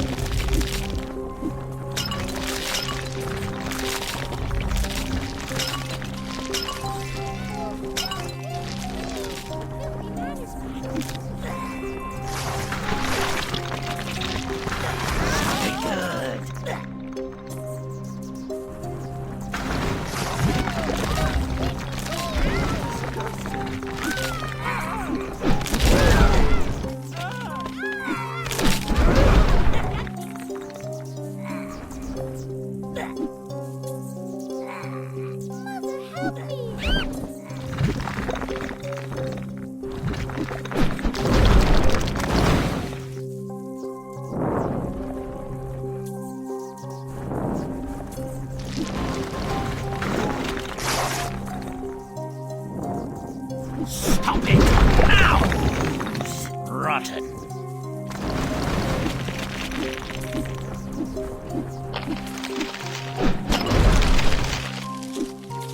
What the hell is that can climb?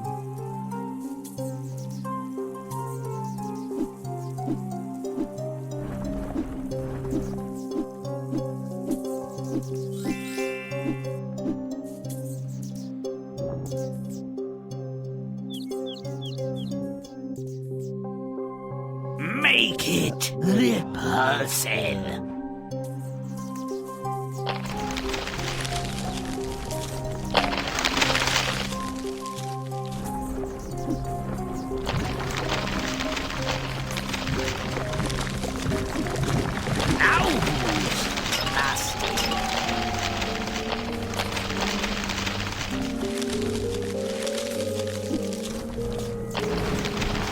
Our secret no more. Now, disgusting.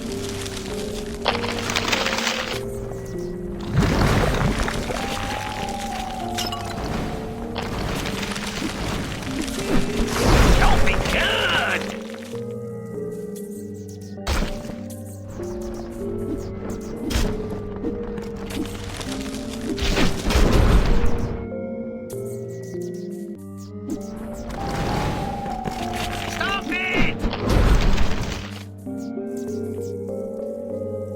When the comely princess got the plague, probably got it from Dad, the godson predictably used the herb to save her, contrary to Death's command. The princess lived, but the godson's history. Can't wait for this dunce to be dead.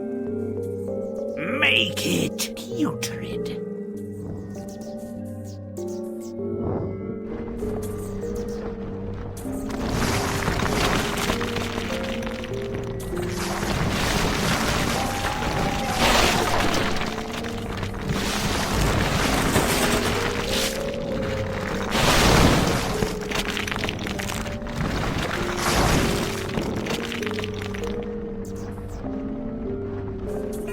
Don't delay, but stomp away! Don't delay, but stomp away! But stomp it! Next time you get sick, my dear, take 2 aspirin and die! He's too stupid to realize that begging is useless. He's going to the underworld and not just for a visit. This makes sure he takes a few innocents along for the ride. Make him. Make it vile. Yep.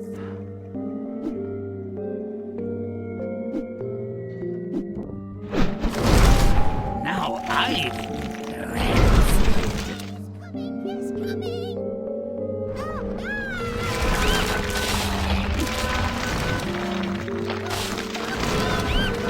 butt stomp it.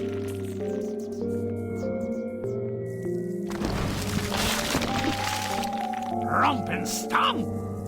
Romp and stomp it, butt kick it good.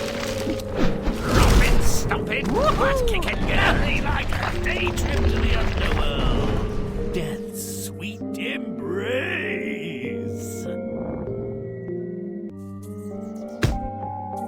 Ah, there he goes, he's gone.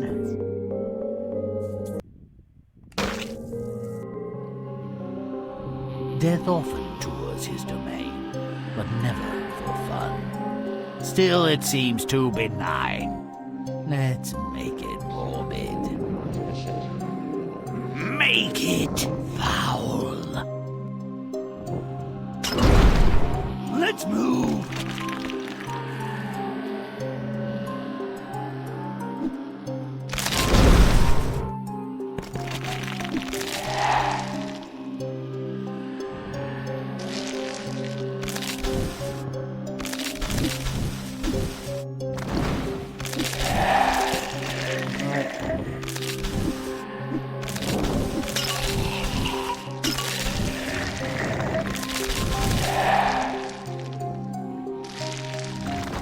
Chomp and stomp.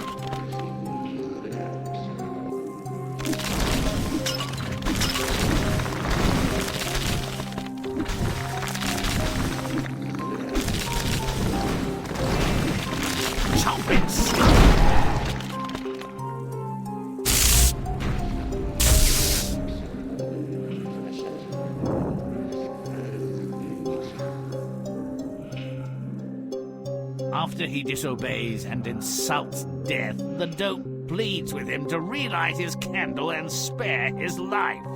Please, death, end it now and let's make it messy. Make it disgusting.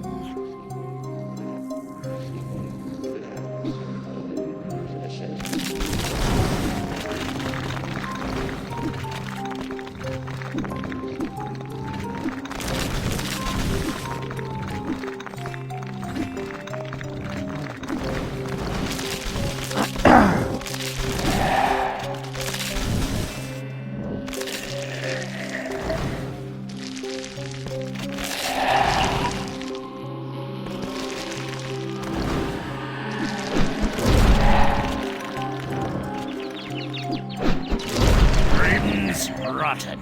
Now.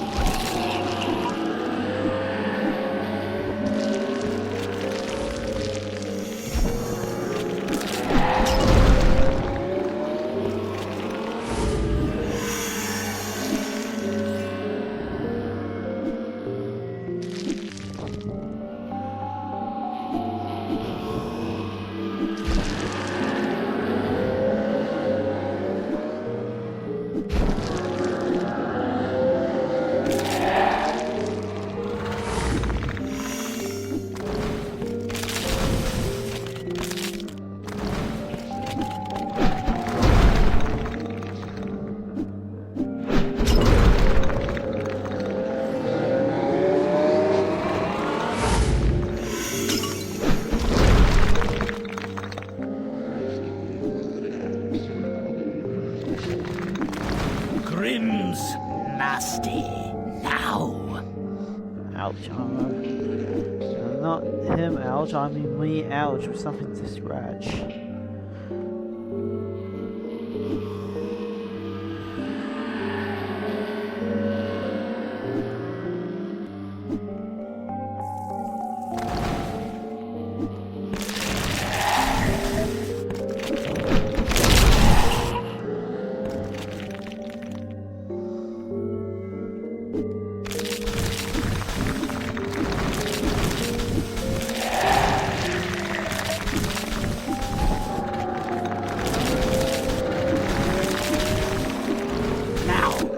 Stop disgusting.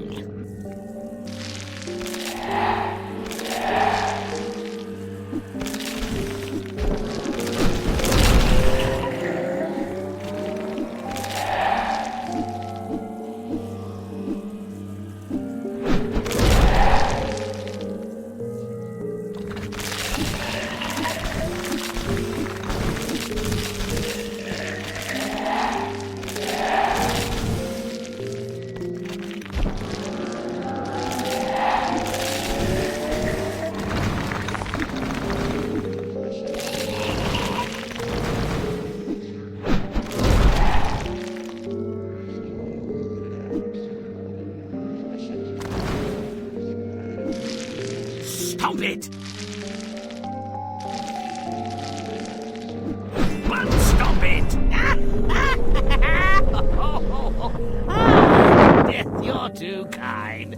Take this fool to Hades. He's kicked the bucket, given up the ghost. In short, he snuffed it. Met his maker.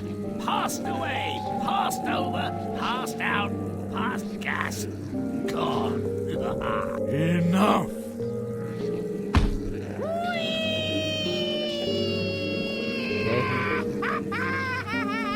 There he goes.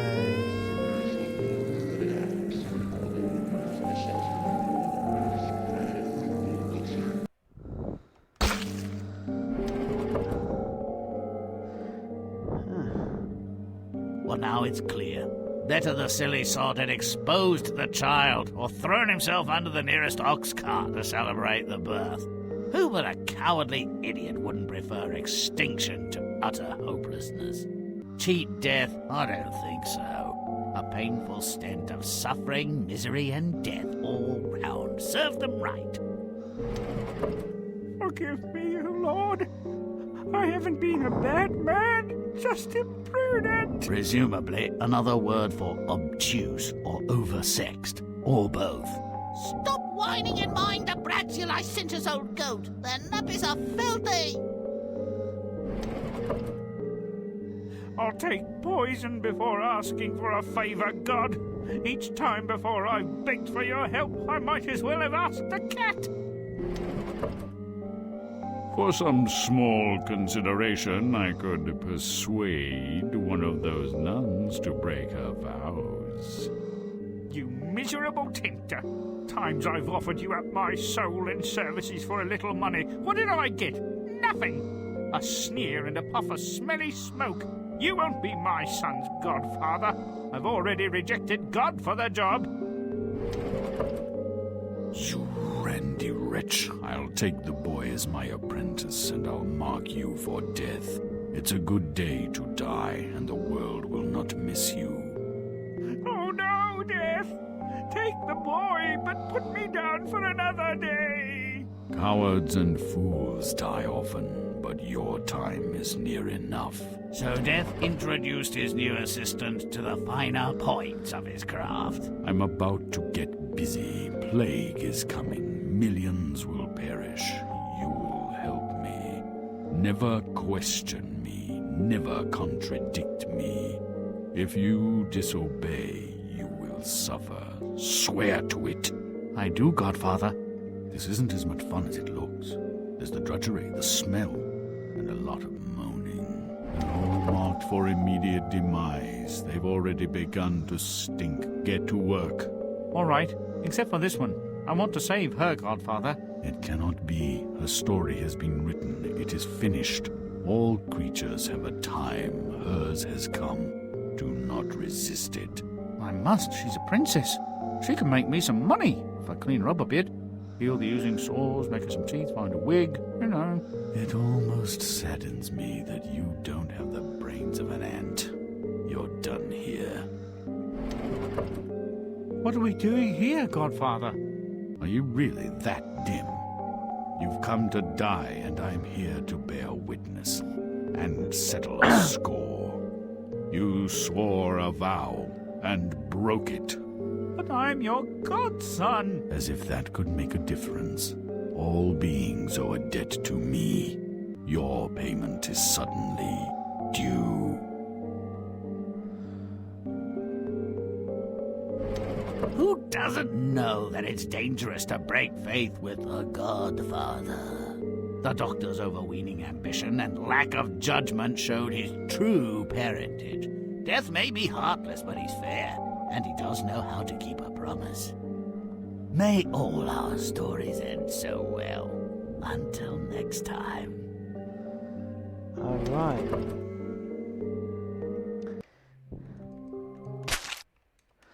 Okay, this time. Yes! Alright. So I got the mouse done, so let me start the